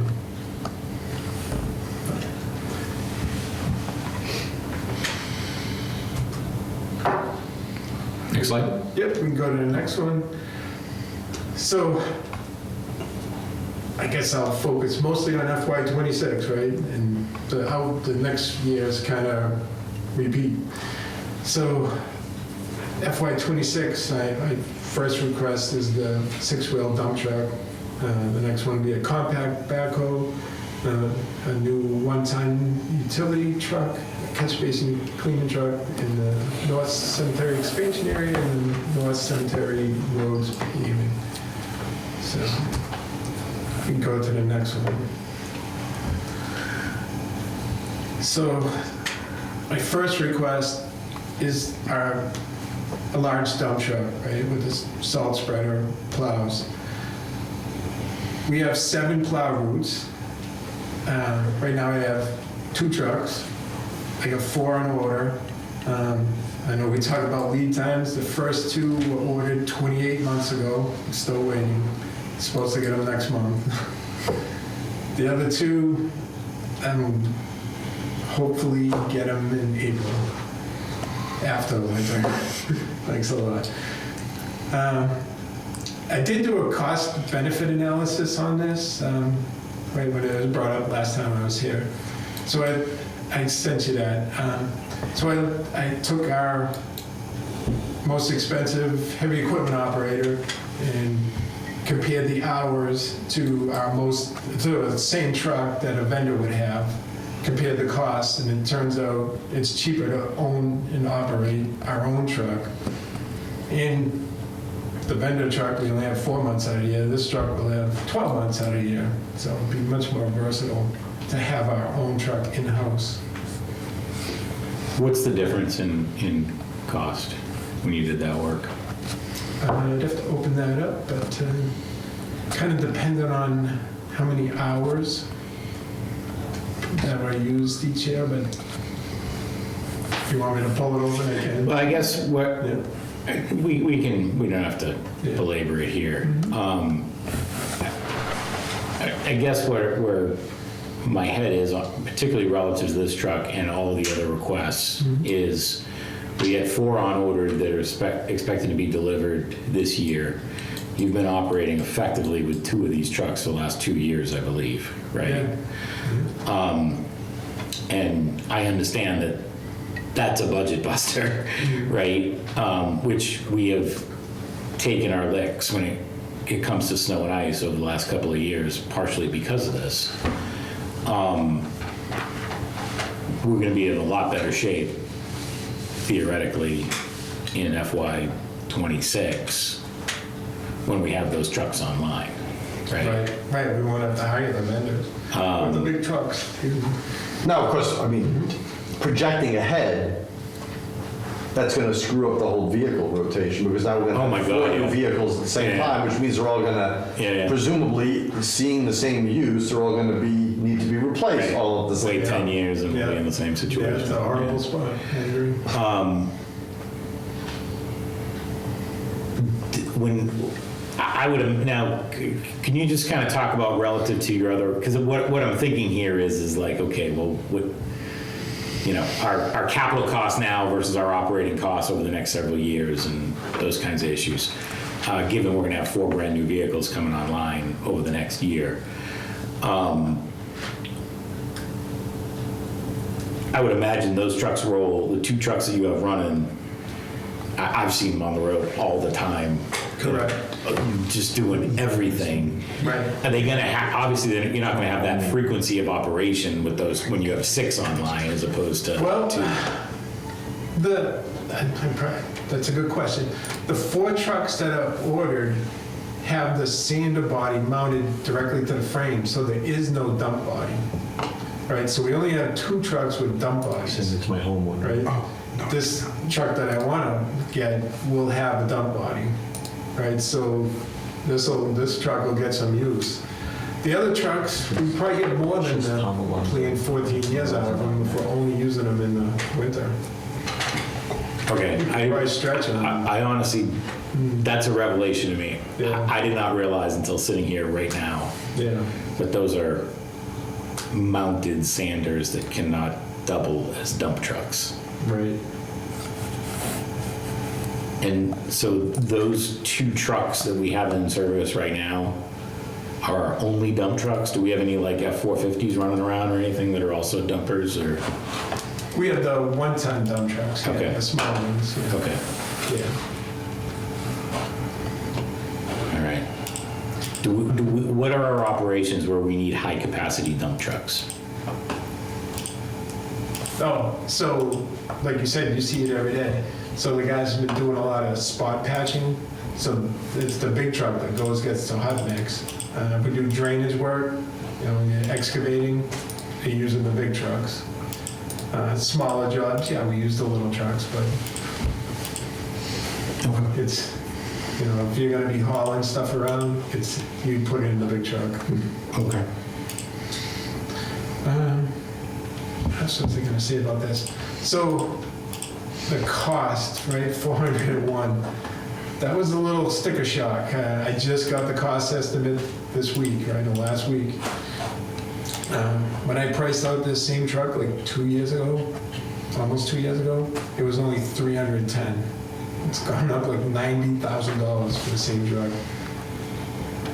The cost of the salt spreader doubled.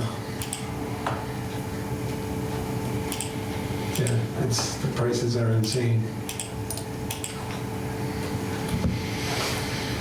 And like we talked about that heavy duty truck omnibus bill, what is that gonna do in the future? Yeah, we have no idea, really. Right, other than new technology. I mean, you gotta figure though that if the trucks continue to be not available or they really do double in price, like there's gonna be a lot of pushback, and you gotta wonder if some of this inflation has something to do with bumping up against that as well, right? Like there's probably a race to buy these things right now because of that, right? That is affecting some of these costs. I guess we should look at California, who adopted that law last year, 2 years ago, and see what's happening there. They're a disaster. There you go. Yeah, but are they actually taking delivery on trucks or not, right? Like, I don't know. I do not have, based on the experience we're having dealing with the state in terms of land use, I do not have a lot of faith in the state's ability to look at the reasonableness and feasibility of its requests and using that as a litmus for if they should stay the course or not. Well, my recent experience, when every city in town starts squawking about something, the legislature has a tendency to listen.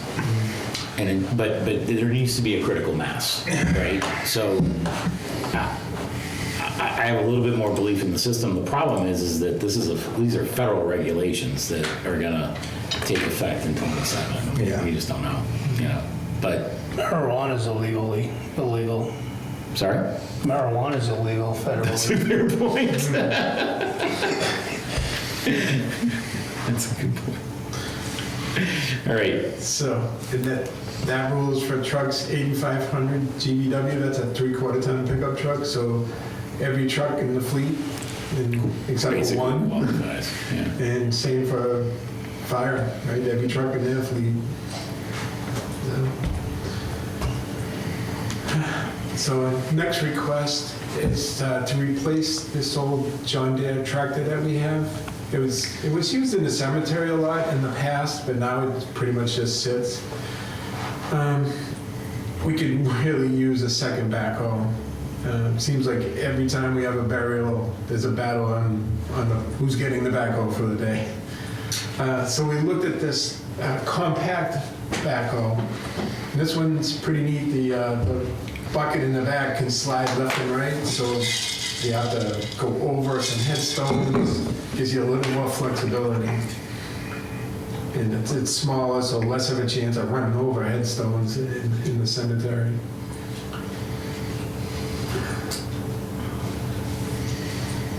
So we have one backhoe in inventory right now. Correct. So this would not be a replacement. This would be a new item. Well, it's replacing this John Deere tractor, which only has a front bucket. Okay, which is a vehicle that we basically don't use. Correct. Correct. Does it have a rear PTO? It might, I'm not sure, but it is a 2000. Right, that's not worth doing. Okay. Yeah. That front end loader is a 2000 pedal tractor? Yeah. Yeah, good at your house to do your driveway, stuff like that, but for our Yeah, no. What was it? I mean, it looks pretty well used. What was it used for? My understanding is it was used in the cemetery for backfilling graves. But now we use the backhoe primarily for that. What, because the tractor's a John Deere, that just triggers that whole repair issue with John Deere's that's come up in more recent years. I don't know what brands you're looking at for the backhoe and everything else. I don't know what other large equipment manufacturers are doing. Is there a notable difference in expected maintenance costs between brands or just in general, as not only as things become more computerized, but as things become more, I don't know what the term, but restricted in terms of who can work on what? Or are we expecting to be fine with it? I'm curious. Yeah, I don't think there's a big difference between manufacturers. Anything we can do in-house, we do. But yeah, if a computer went, we'd have to bring in a tech from John Deere or whoever, Caterpillar. Whoever. So I thought John Deere needed a lot of their proprietary service techs, even if it wasn't strictly a computer issue. Is that not correct? I could easily be misunderstanding the scenario. I'm not an expert. Maybe now, but our equipment's older, so I guess it doesn't apply. Okay. Well, that's why I was wondering about the future costs. If we don't know, that's fine. That's not, I'm just wondering out loud. All right. Yeah, I have a friend who's involved in the whole right to repair movement, and my understanding, the issue with John Deere in particular, it's like when you get an indicator light on your car, you can, for most cars, you can go and order something off of Amazon to plug in and get an understanding of what the indicator light is for. But with John Deere, you don't have that luxury. It takes proprietary equipment to diagnose the problem before you can get to fixing it. So that's my rough understanding of how that works. That was my similarly rough understanding, and and I know you didn't say you're replacing with the John Deere, right? So, but because the old one's a John Deere, that's what triggered that. Sure. Those thoughts. Okay, Next. next. We'll move to the next one. So this would be the mechanic's truck. So we're replacing kind. It was in 2004. This was Chief Sullivan talked about the hand-me-down truck that he gave us. Yeah, it's done. It hasn't moved since I arrived here. So we'll just replace it in kind. Actually, we can go down in size. The truck we have now is a 1-ton. We can go to a 3/4 ton and save a little money there. And then what will you do with that truck? We will try to auction it off. See if anybody is foolish enough to buy it. Not to hear you this on the recording. Yeah. Well, some will. Next. The next one is our catch basin cleaning truck. So right now we use a 2002 Mack big 6-wheeler. It's getting kind of tired. We want to downsize the truck again. A little more mobility, a little easier to climb in and out of, because when you're using this truck, you're in and out of the cab constantly, right? We don't really need the big truck, right? We're just working here in town. We only have to go to the landfill. It's not like we're going town to town to town. So we don't need the big truck, but we do need a catch basin cleaning truck. The MS4 permit says clean all the catch basins every year. shouldn't say it too loud, we're not getting anywhere close. Which is how many, we have 200 and something, is that? 2,000 something, yeah. 2,000, I'll tell you, that was pipes, not catch. Catch basins, yeah, what did I say? That would maybe 2,000. 1,471, Wow. yeah, a lot. So that means you have to do, if you did one a day, you'd have to do 5 a day for every day of the year, or thereabouts. 4. Right. Right, They should be done every year. it should be. Yeah, yeah, every right. year. And I do question whether we have the right staffing to equipment. It's kind of like a wish list, Sears wish catalog of all the equipment we want, and we have like 5 guys to do everything.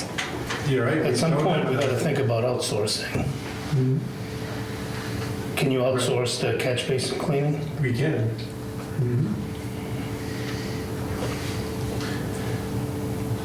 So the Stormwater Task Force is looking at data, right? We're looking at maybe establishing a stormwater utility. So everybody, like you pay for your gas, you pay for the electric, right? You pay for water, sewer, you pay for stormwater. Maybe when we have some funds there, we can outsource.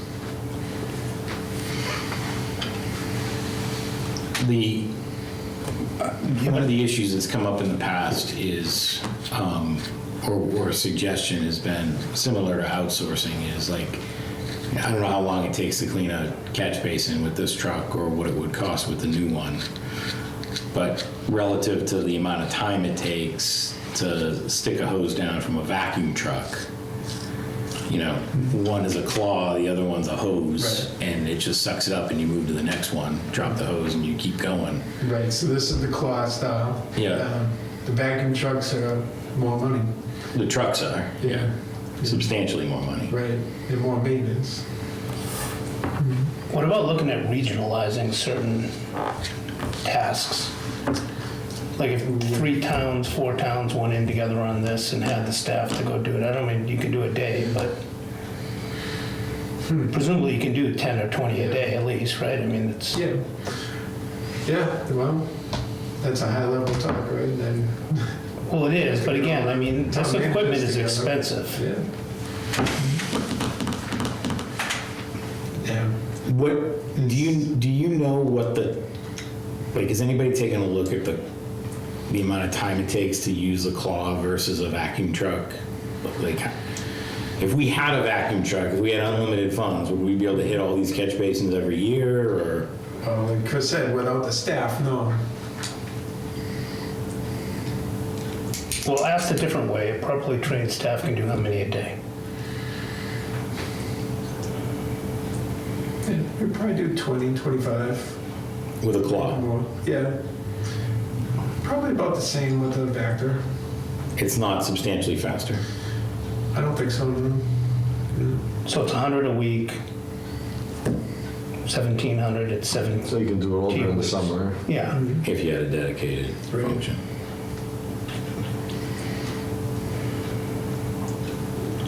And the truck isn't slowing us down right now, it's the staffing. Yeah, well, the truck a little bit, because the big truck's hard to climb in and out of, right? Oh, okay. So it's And it's a little harder physically to slowing us maneuver, down, yeah. right? So, Right, but I think I recall you saying in a previous meeting where we were hitting, a few hundred. right. But it's staffing driven, not material. Not, Mostly staff driven, yeah. And I mean, you said the condition's okay on it. yeah. Yeah, So is that staff going to be appearing on your budget as a need? operational budget? Yeah.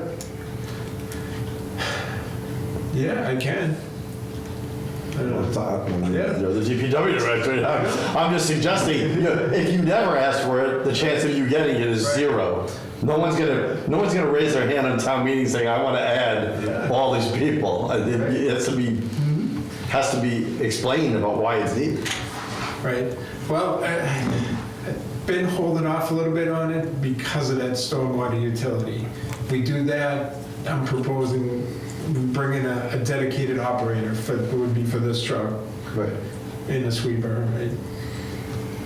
So bring in more staff through that, have the utility pay for the new staff. Okay. The utility is probably an easy 3 years out from even possibly existing, if I understand the timeline correctly. Just from what I heard roughly from Mr. Wilsner on the planning board, do I understand that timing right? We're hoping to bring it to town meeting in spring of '26. So a year and a half. Well, so 18 months until it could be voted on. Yeah. And then you gotta stand it up. And yeah, and then it's actually got to get, so Yeah, so I think you're right. Yeah. 2.5 years. What's the, obviously, if we don't hit the catch basins at some point, they're just gonna fill up with crud and they don't work. Flood my yard. Right. Right, and right now EPA, they're not coming to us and saying, how come you didn't do them all, we're gonna fine you. Right. They could, but we're giving it an effort. But So, so what I'm getting to here is, I mean, obviously there are gonna be problem ones, right? Like, in Chris's neighborhood, I'm sure, relative to my neighborhood, you paved my road 3 years ago. I've got 2 on my property and I don't think either of them been hit. There was a guy out there doing some kind of testing or something, looking at them recently, but they didn't clean them. What's the downside of not doing that, right? Like, let's say you did the 2 on my property every 5 years or 7 years or 10 years. Like, who cares, right? Or do I? Should I care? well, like I say, if it fills up, it could be flooding. Right. Right. So it's a higher propensity for flooding, Right, higher risk. It's a risk. it's a risk. Okay. So we know some of our higher risk areas, we tend to hit those. Of course, every year, yeah, right? yeah. And then we try to spread out, hit areas we haven't touched in a few years. If you saw Electric Ave at Whalen Road. Or I'm familiar with the issue. Yeah. That was crazy. We think we have that solved. Yeah. Yeah. That was a beaver issue. wasn't it? Beaver issues. Yeah. Okay. Well, if it doesn't rain, we don't work. Okay. Let's buy 5 trucks. Instead of more fire trucks, right?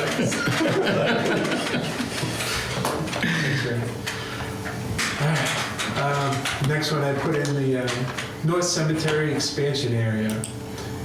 So we're getting low, right? There's under 100 plots remaining between north and south. South is very, very little left.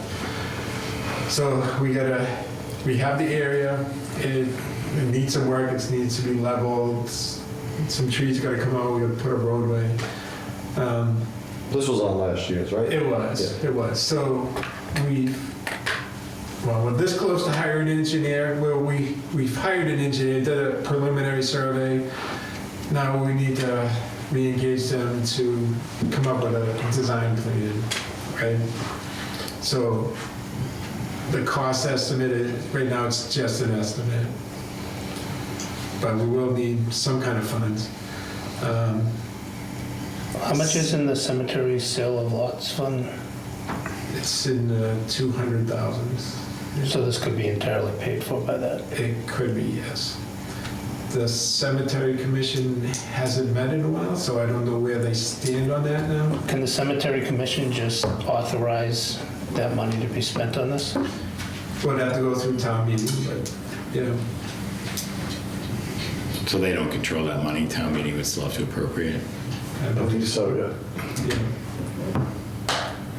So the numbers that you just gave in terms of the available plots, are those real? Like, do we know exactly what we got in inventory? Because I had heard that there was some controversy even there. Right, so if you go on our website, right, for the plots, it shows a ton more that are actually available, right? If you go on there, you'll see some of them, they look like it's a real plot, but it's in the middle of the roadway. Or it's, where there's a curve in the road and it cuts off 20 plots. And then, or there's other areas where they just, You guys running a cemetery or Ticketmaster? What? You're selling things that don't exist? no, we don't. We only sell the ones that do exist, right? it looks like to me they took like a Google map, looking down, and they just laid over the plots. So some of them in the road, some are in the woods, right? So people who are doing this know that you can't do that, right? I mean, Right. I don't want to state the obvious, but it really is theater of the absurd. Right. If somebody just took an aerial view of something from the space station and laid a grid on it and said, there you go, not paying attention to trees, stone walls, roadways. So what has to be done is somebody has to go plot by plot and, no, this one's not actually available, this one's not actually available, right? So we did some recently. We did a big group area. I got rid of 200 of them or something. They were. Can't we train a couple of high school kids to do this next summer? Yeah. I mean, I tried to get high school kids 2 years ago and couldn't get them. I'm not here, I don't want to torture you over this, Bill, and I understand that there's a lot of subtlety going on here, or not so subtlety going on relative to the cemeteries, but the net is that, like, I don't own a cemetery plot, and I would like to be buried there. I would like to know that when I want to go and spend the money to buy my cemetery plot, that there's somebody who's going to take the check and say, that one is yours. Whenever that happens. And, I've heard for years, like, we're running out of spaces, but we don't really know, right? And this is an appropriation that I think we should make, but it's $50,000 relative to $70,000 for a police car or a fire, or the fire vehicles you just heard about or whatever, right? Like, we're not going to be able to do everything. but it may have a funding line for it. And they may have a funding, like, there's just like a lot of, like, we should know, like, the information should be clear on this, and it's just not. Yeah. So I know the number of plots is under 100. Is it 50? Is it 80? Is it 75? It's close to probably 75 to 100. Again, it takes time. You gotta sit down and X them out. Is this all in that Rainmaker software Yes, yes, that I hear a lot about on? yes. And this design this $50,000 is strictly for the area that's in the designated expansion area. That $50,000 has nothing to do with figuring out the plots, the dwindling number of plots that we have in Correct. North Cemetery. And North Cemetery is 10 acres, right? Yeah. I mean, how long would it take somebody to just hand lay out it's 10 acres. Well, probably the same amount of time it takes to mow the grass. It is all laid out, but you gotta, like I said, you gotta go in and each one that's really not available, you gotta exit out. Well, some of them have to be pretty obvious. If you have a map of the roadway, unless you're giving discounts to people who have plots in the roadway. Well, we're planning more in the roadway according to that graphic. Okay, I think we need to do this, but if there's a funding source that can do it without tapping capital planning, I think that's great. If we prioritize this, put it into capital planning, but still use that funding source, I think we should look at that too, right? I'm sorry, Mr. Chair, I don't mean to I don't know, interrupt you. please go ahead, yeah. No, I hate to throw 50 grand at something where we're still in the guess range, Yeah. where we don't know, because we've seen projects where this should be theoretically simpler engineering, but where numbers come back wildly different. And I hate to commit 50 grand if it's 30. I hate to commit 50 grand to find out it's going to be 150 due to. Well, is the work, I understand your question. So is the work, the 50 grand is, untouched land, right? It's cleared, Right. it needs to be leveled, need to put in a roadway. So how accurate is the $50,000 to do that? It's not very accurate. Yeah, the estimated It's a guess. costs as the design plans have not been completed. Right. I would really want to, I get that there's an upcoming need. I would want to know vaguely I would want to have faith that the number I'm using is vaguely correct, and we're just not there yet with this, to my understanding. Yeah. Yeah, okay. By the way, in the event that this does not make it onto the town manager's capital plan, I would love to see the cemetery commission come forward with a separate article with funding to do this, you know, and take it away from us and do it, because the money is probably there to do it anyway, so. Well, I'd like them to meet, that would be. Yeah, that would be a start. Good first step. Start, yeah. We Okay. do have a meeting scheduled this month. Okay. All right, the next one is to repave the roadways in the North Cemetery. So, well, between myself and the Cemetery Commission Chair, we measured the roadways. I did out all the math based on our current pricing. So that number is pretty good. Good. These are, So- now we're not building these to like public road standards, right? Is this a different? No, it's just, well, they're in tough shape, so just a mill and pave should do it. Okay.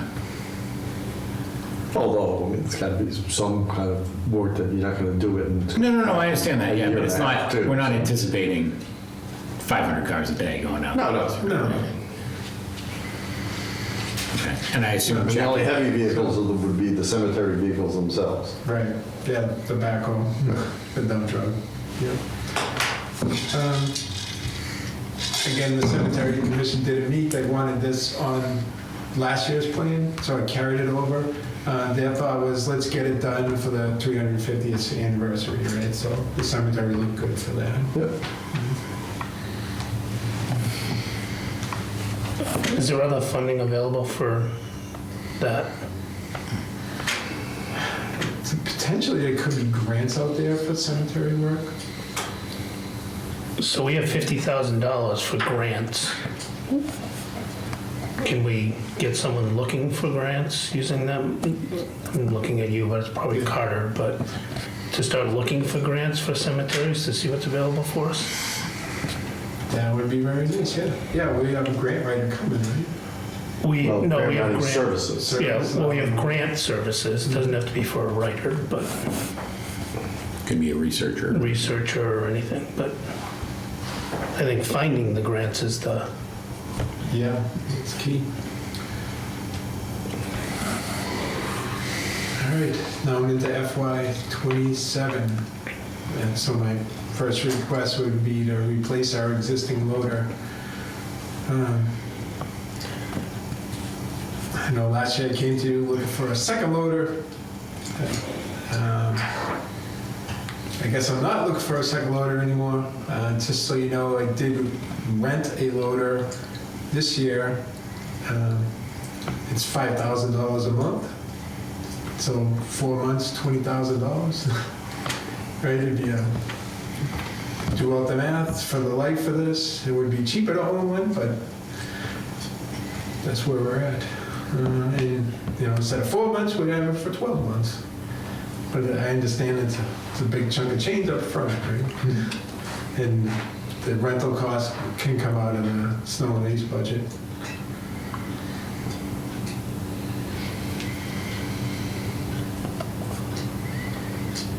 Okay, so just to be clear, you're asking for a replacement though, not for a second. Replacement, yeah. So you would sell this, I'd love to hang on to it, but yeah, we'll sell it.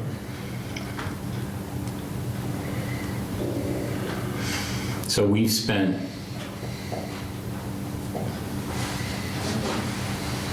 $25K on this recently. Oh, yeah, this, we had to put new wheels and tires. The rubber was actually spinning on the wheels. It's because the wheels were rotted out.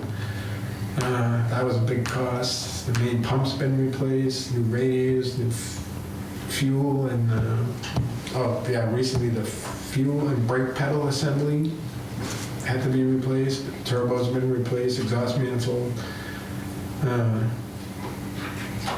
Yeah, it's getting tired.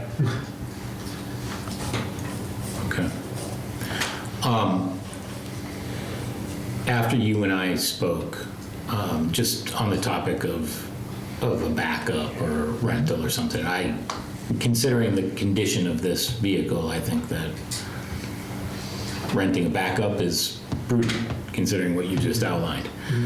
I think when we go to a new vehicle, it may be a different thought. You know, when you have a new one on board, it's more reliable relative to another item that I think you're going to bring up. You know, after you and I met, I called around. I wanted to talk to Steve Powell about the fabric sand buildings and learn a little bit about that. And you know, he made the point that I made to you last year, which is, you know, when you run into an emergency like that, pick up the phone. I'll send you one. It'll come with an operator, and it's going to cost you. But there are ways to get a loader when you're in a pinch, right? And so I understand the logic for this year, given the condition of this vehicle, but I think when you've got a newer vehicle, Bloomberg has survived for, 296 years without two loaders. So. Yeah, true. May not need the red one if we have a new one. Well, you can use that logic. I'm sure it existed for 220 years without one loader. Right. I don't know what your point. I don't really understand what your point is. That's a fair point. I just want to point out that I've just learned through this discussion, we are critically deficient in ox carts in this town. Yes. Which we Because- talked about. Can't get one. Nope. Dang supply chain. Okay. We'll move on to one-ton dump trucks. So these are our daily users, right? We have like 3 of them. So this would be a regular scheduled replacement. One for one, kind for kind. And again, selling or trading in the old one? Yeah, get auction, either trade it in or auction it off. Yeah. If we do it on a regular schedule, maybe we can trade it in, you might get some value, but, you know, what's happened in the past is they just got so old and junk, nobody wants them. Yeah.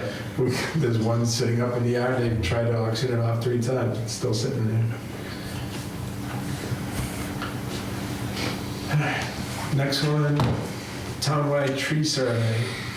So the last tree survey was done in 2015. There was thousands of trees that were classified as high risk.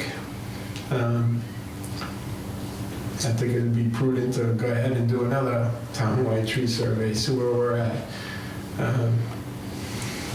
I got ARPA funds to do some tree removal, so we're putting out a contract for $48,000. Should be able to get a bunch of trees. All right, we're targeting the real dead ones that look like they're gonna fall into the road. So should be all right for a little while, but I think it's prudent investment to do this survey. We'll see if the service that you're hiring has extra time, because I think there'll be more ARPA funds available to do an extended amount of that. Like Chief Sullivan, I put in a big list to the Good. interim town manager of what we could do pretty quick. So. Okay. So I have a lot of these drainage improvement projects, right? So first year, a request for design funds, next year, a request for construction funds. The first couple of years, I have areas in mind. The out years, I just put in a placeholder. Like I said, I had that bridge and culvert report coming, and that'll fill up those placeholders right away. So design costs around $100,000. It's based on what I have going on now in another project.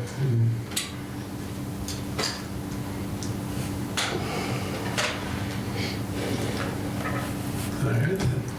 The next slide is design costs for replacing our salt shed. The existing salt shed, wood frame on a concrete base. The roof is kind of shifted over a little bit. It's in danger of falling off. Yeah, it's kind of in tough shape. The other thing is we load the trucks with salt outside. So there is some spillage, right? We clean it up, but there is spillage. We are right next to the Mulpus Brook, right? So we don't want that salt finding its way to the brook. So a new salt shed would be big enough to load inside, right? So any spills are inside, they're not going anywhere. The other thing that we should look at is using liquid chemicals for anti-icing and de-icing. We're not using them now. It's, for the anti-icing, you'd spray usually liquid magnesium chloride out on the road before the storm, right? So it prevents the ice from bonding to the road. So it's much easier. They've proven that if you fight the ice from bottom up instead of top down, it's 5 times more cost effective bottom up than cost down, than top down.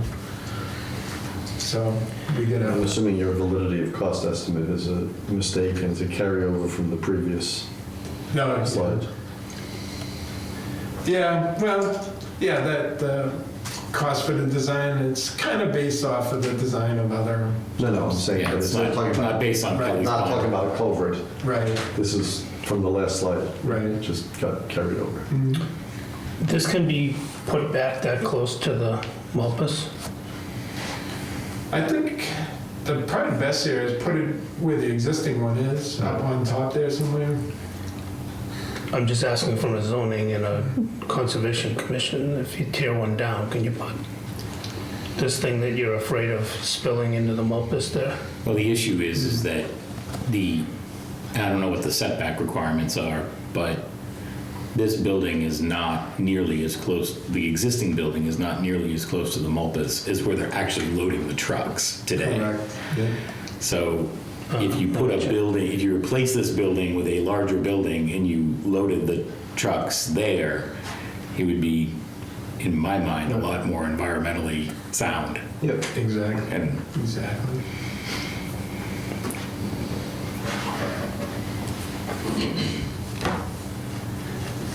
All right. Moving on, the next one is to pave the roads in the South Cemetery. And again, I did the field work, did the math, so it's a good number. Probably be a little higher than 27 than it is now. Next one is another replacement of a 1 ton and be at the end of its life. And next one is another design cost for another culvert job. were you showing this earlier last year? Has this one moved? I may have had it in a different year. I moved some things a little bit. This is going to be an expensive project, right? Yeah. I mean, just the nature of that particular, because you've got all that stonework and that's really old. And it's deep, yeah. Right, so again, it could be a combination of Chapter 90 funds and capital funds to fund it. The next slide is the construction cost for the new salt shed and anti-icing equipment.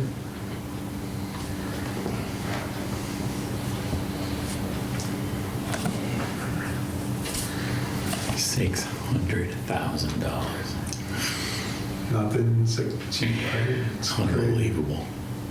Well, that's the shed. That's a shed. And the tanks the, and the pumps. yeah. Oh, okay. Pumps and- Yeah, no, I had that same moment, then I processed that there's Okay. more going on.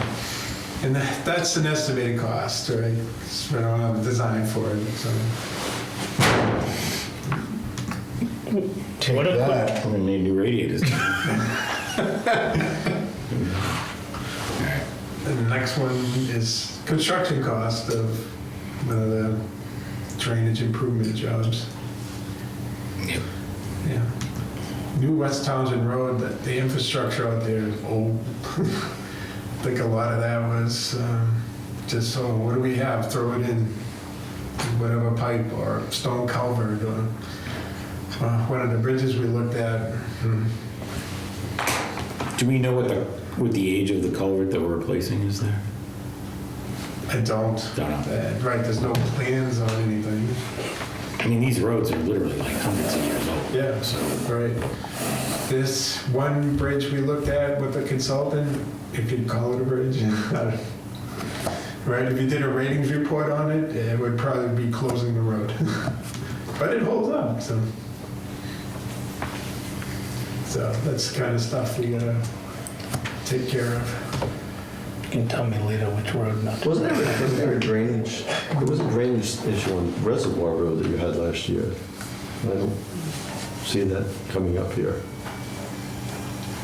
Reservoir at, Ms. Lizzio's house, yeah. Yeah, I have that in the chapter 90. Oh, okay, Yeah. all right. The next one is a replacement of a utility body truck that's used mostly by the facilities guys, but it's also used for plowing. Again, at the end, it'd be at 10 years old at that point, or in FY '29 now. Time's flying. And again, we have 2 of these trucks, so replace both. Next one's another construction cost for another culvert job.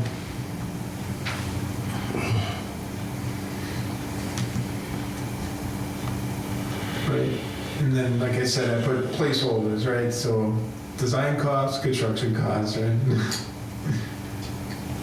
Where is this?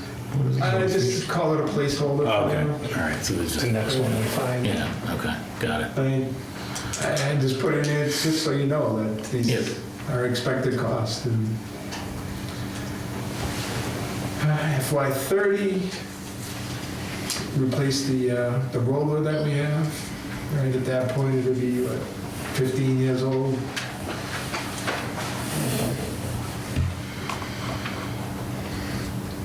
Next one is to replace the chipper we have.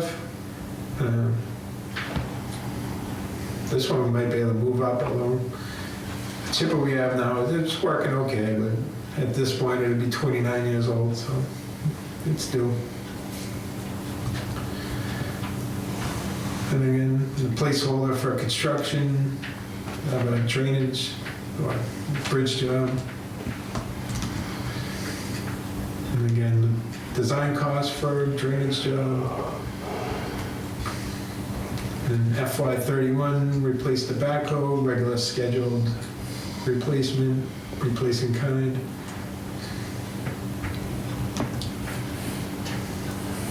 And then the next one is the large 6-wheeler, replacing kind. All right, so these are the trucks everybody sees around town, the 2 Max. Next one is Well, given the lead time, we should order this in 29. Yeah. Right. Should order in 29 to get it in 31. There you go. Well, who knows? Next one's a scheduled replacement of one of our 1-tons. Next one's construction placeholder for drainage improvements. Next one's placeholder for design of drainage improvements. Zamboni? Zamboni, yeah. That's our sweeper. We just did For the some. Marshall Point Ice. If it ever freezes. That would be Never great. freezes again. Yeah. The rear wheel, rear hub messed up, and we got pretty lucky. The replacer was, I think it was $15,000. We had it rebuilt for $7,000. But there's a lot of moving parts in that thing, so yeah, it tends to need repairs. So FY '32, right? Replace the other big truck.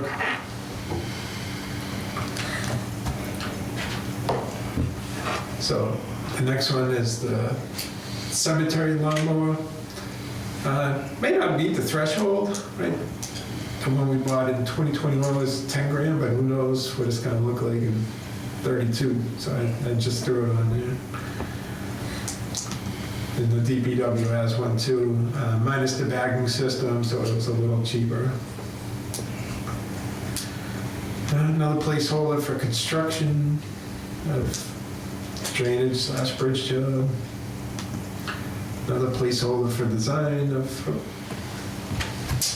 construction of a drainage job in FY '33. Another placeholder for construction of a drainage job.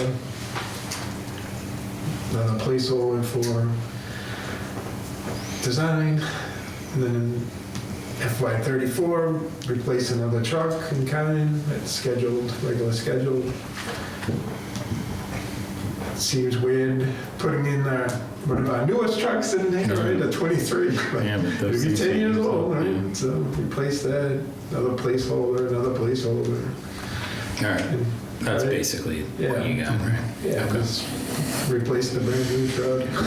And at no point in this did you say you won't be here to do this. That's Right. good. I applaud you for that. And in FY '34, yeah, I won't be here. Should we, I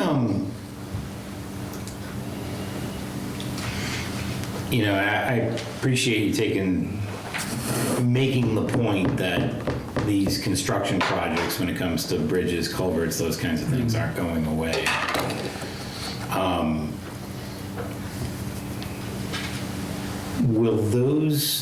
Would those be theoretically included in the stormwater utility, or how would that potentially work? Like, what could we feasibly afford? What's Right. within bounds, out of bounds, those kinds of things? Right, so I put a preliminary budget together for the stormwater utility, and I kind of put in like a smaller pipe replacement.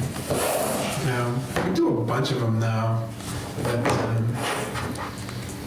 yeah, it's bigger stuff like I'm envisioning here, I don't think the utility could handle it. Okay. So you put in placeholders for things that you think are going to come up. At any point that we're going to do an audit of what exists, so we put names and identify locations of these places? Yeah, so like I said, we had that bridge culvert. That's right, it's coming in December. Coming in December. All right, so that'll fill it. We've been slowly trying to inventory our existing drainage systems. So we had a grant to do some of that. We applied for another grant to do some more of it. Okay. So take a few years to get it all inventoried. I'm assuming this is being GPS on the GPS overlay, so we know where everything is? Yes. Okay, good. Yeah.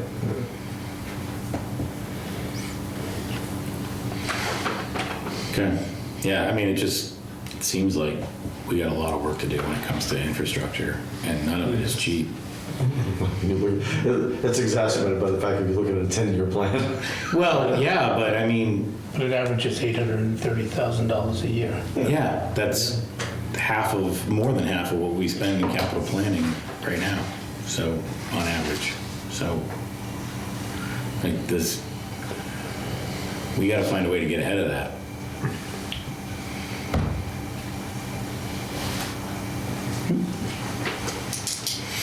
Okay. Any other questions for Bill? Thank you. Thank you, Bill. Excellent, sir. Thank you. Good work. I appreciate all the slides and all the information. That was very helpful. Yep. Yep. Thank you for taking the time to meet with me and chat about it, and No, good that was helpful. progress. I'm glad we did. So glad the state is pushing off their plan by a year. You'll just have cyber trucks everywhere. Oh, that'll be good. Was that what? Cyber trucks. Oh, yeah.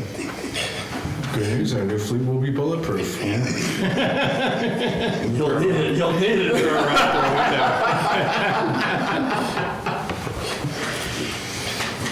All right. Anything else? All right. Let's move on and talk about future meetings. So we have heard what we're going to hear for requests for the current year. Our task for the current fiscal is take those requests and put them in an order of priorities to submit to the town manager before the end of the calendar year. Christmas is our effective deadline. Yeah. Beyond that, we have a stated goal to look beyond the current fiscal. And what I envision is some kind of report that we could potentially make to town meeting or town manager or finance committee or something along those lines that, would give some kind of indication in terms of where we view the stress points to be, funding gaps, and potentially to give some guidance to things that even in a best scenario are just not going to get funded and need alternative sources for funding, or we just need to decide we're not going to do them and stop kidding ourselves about certain things that we're just not going to do. I don't think that, given how long this has taken in the current fiscal, and it's certainly taken about a month and a half or 2 months longer than I envisioned when we first met back during the summer, that is something that we're going to make substantial progress on during the current calendar year.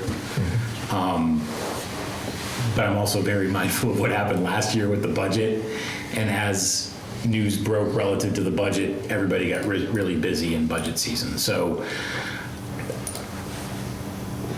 I don't want to open it up for conversation tonight about what we should do in that phase, but what I would ask everyone to do is put some thought into what you think we ought to be doing and when we ought to be doing it.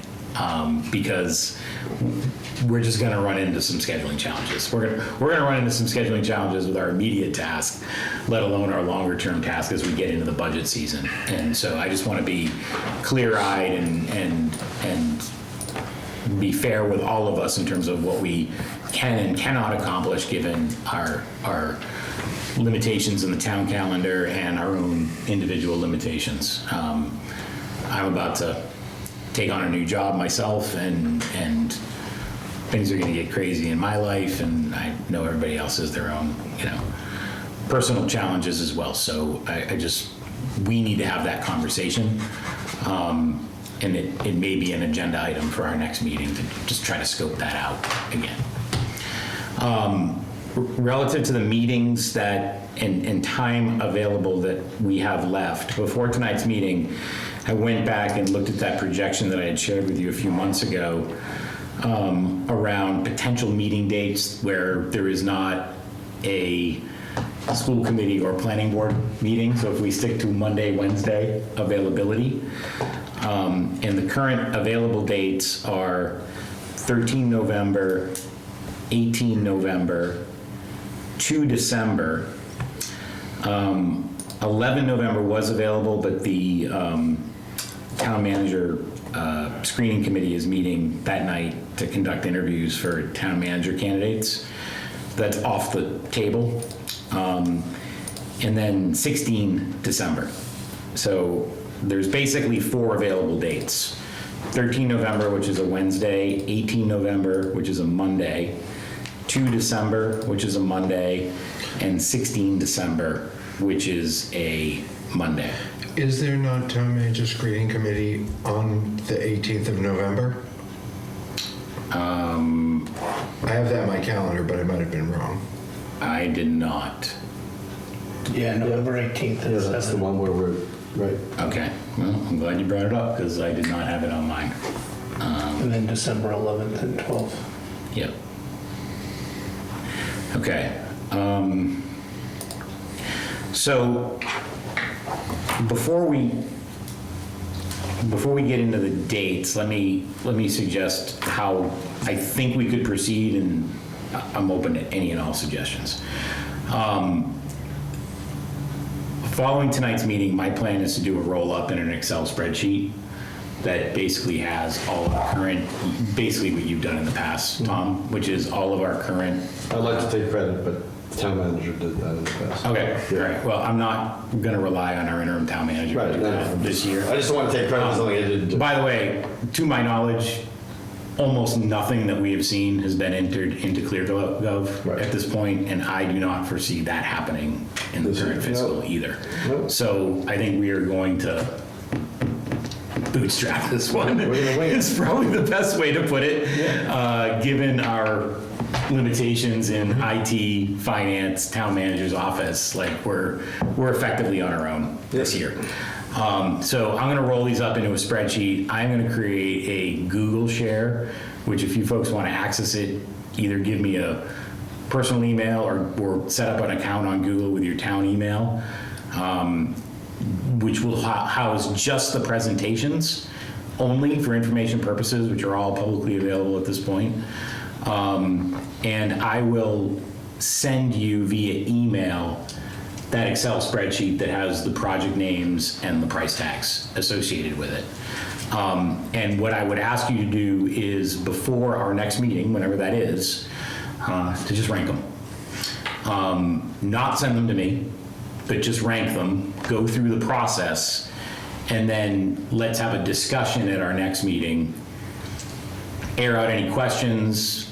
If you have questions that you think we should go chase down before our next meeting, feed them back to me. I will chase down the department head to get you answers.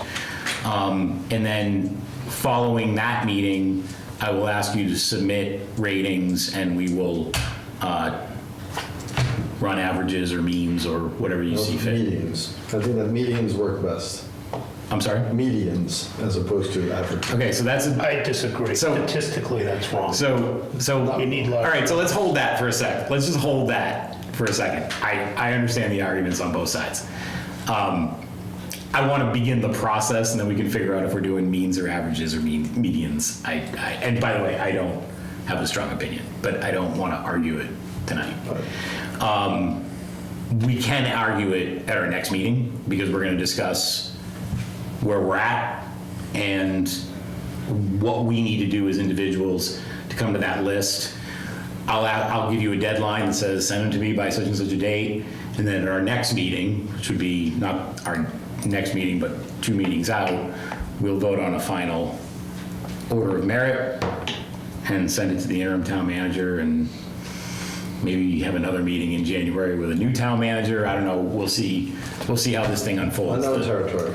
Yeah, I mean, the net is we do not know how this thing is going to unfold in the months of January and February. So, given the current staffing. So what assumptions are we to make about the dollars that are going to be available for this? That is an excellent question. Well, this Thank you. this has been a bone of contention. From my perspective, and I've said this every year, that's not what we do. We just look at the cases of what's in front of us and say, what do we feel is the priority? How far the money gets is outside of the scope of this committee. I know committee members don't agree with that. That's fine, but that's the way I. And that's fine. If somebody else wants to manage the money, I'm happy with that. What about the list of projects that are not completed? Does that exist? Yes. Yeah, we Yeah. can get that from the interim town manager. Yep. Yeah. So that is regularly reported to the select board. Okay. We could certainly That would have a help. conversation about that. That would help inform some of my decision making. Okay. The only one thing that I would say is that to make the rankings, when we all rank them by our own priorities, work, is everybody has to rank every project. Yeah. You can't just leave some off, like I'm not gonna rank them, then it becomes a mess. Yeah. How are you supposed to score those or anything? I agree. That's an excellent request, Mr. Bowen, and we can get that report from the interim town manager. He has reported it at least once in his existing They tenure. just reported some things. I think I think the prior town manager had given a report and we can look at when it was. I don't even know if it was a verbal report or it was a written I report. don't recall. But, Yeah, if it's not written, it's not a report in my mind. well, fair enough, so. All right, well, we will effort that and try to get an answer before our next meeting. So here's what I would propose. Given the meeting on the 18th. We could potentially meet that night on the 18th. Do we anticipate that it's going to be a long meeting on? I don't know Do what, we- I do don't we know how know?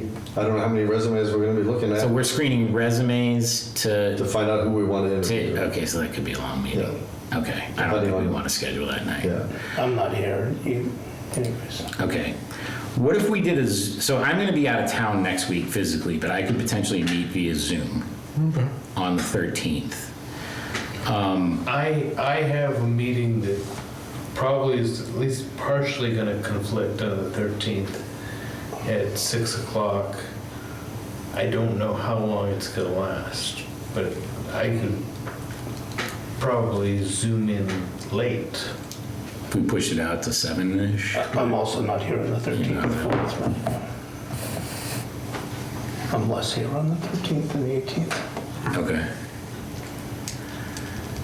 Well, given your travel schedule, which is going to be difficult, do you have any thoughts or suggestions on how we should attack this? I mean, I can get you inputs on that first roll-up, and then, Feed them back and I can read them in.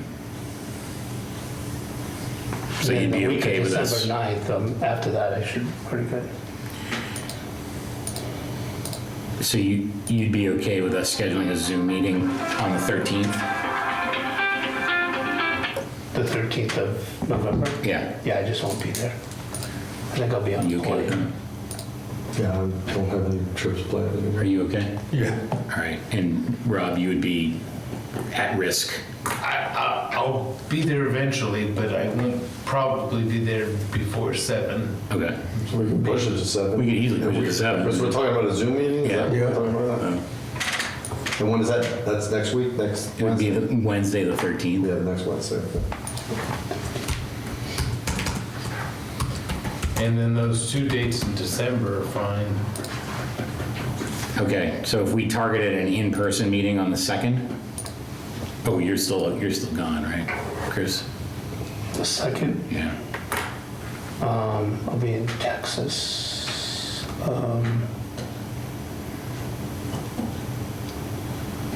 You said December 2nd? Yeah, it's a Monday.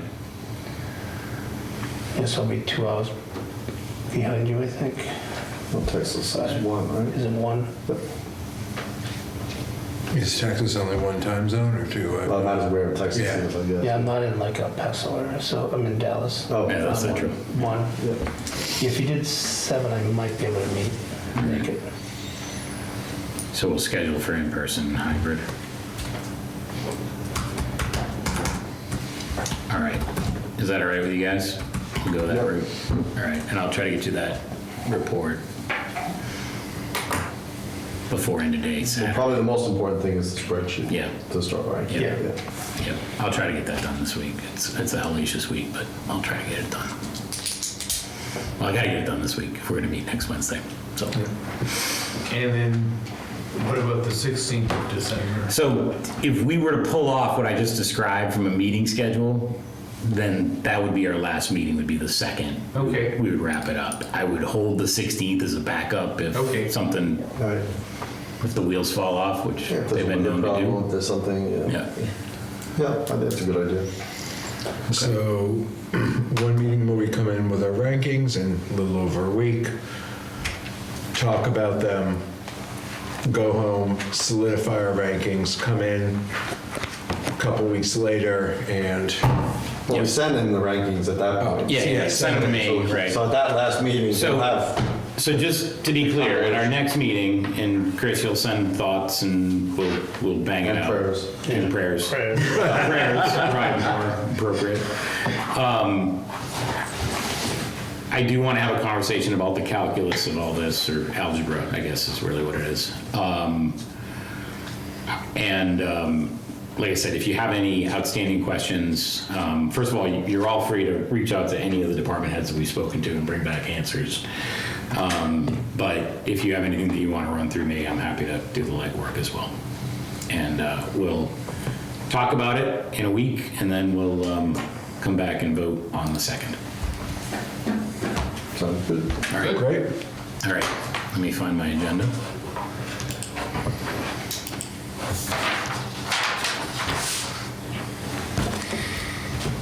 Any public comment from the committee?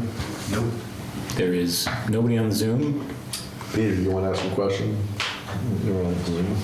Oh. We have a cameraman and no audience, so we'll say there's no public comment. Is there a Motion to adjourn. motion to adjourn? Second. All those in favor? Aye. We are adjourned. Thank you, everybody. Thank you, Ryan.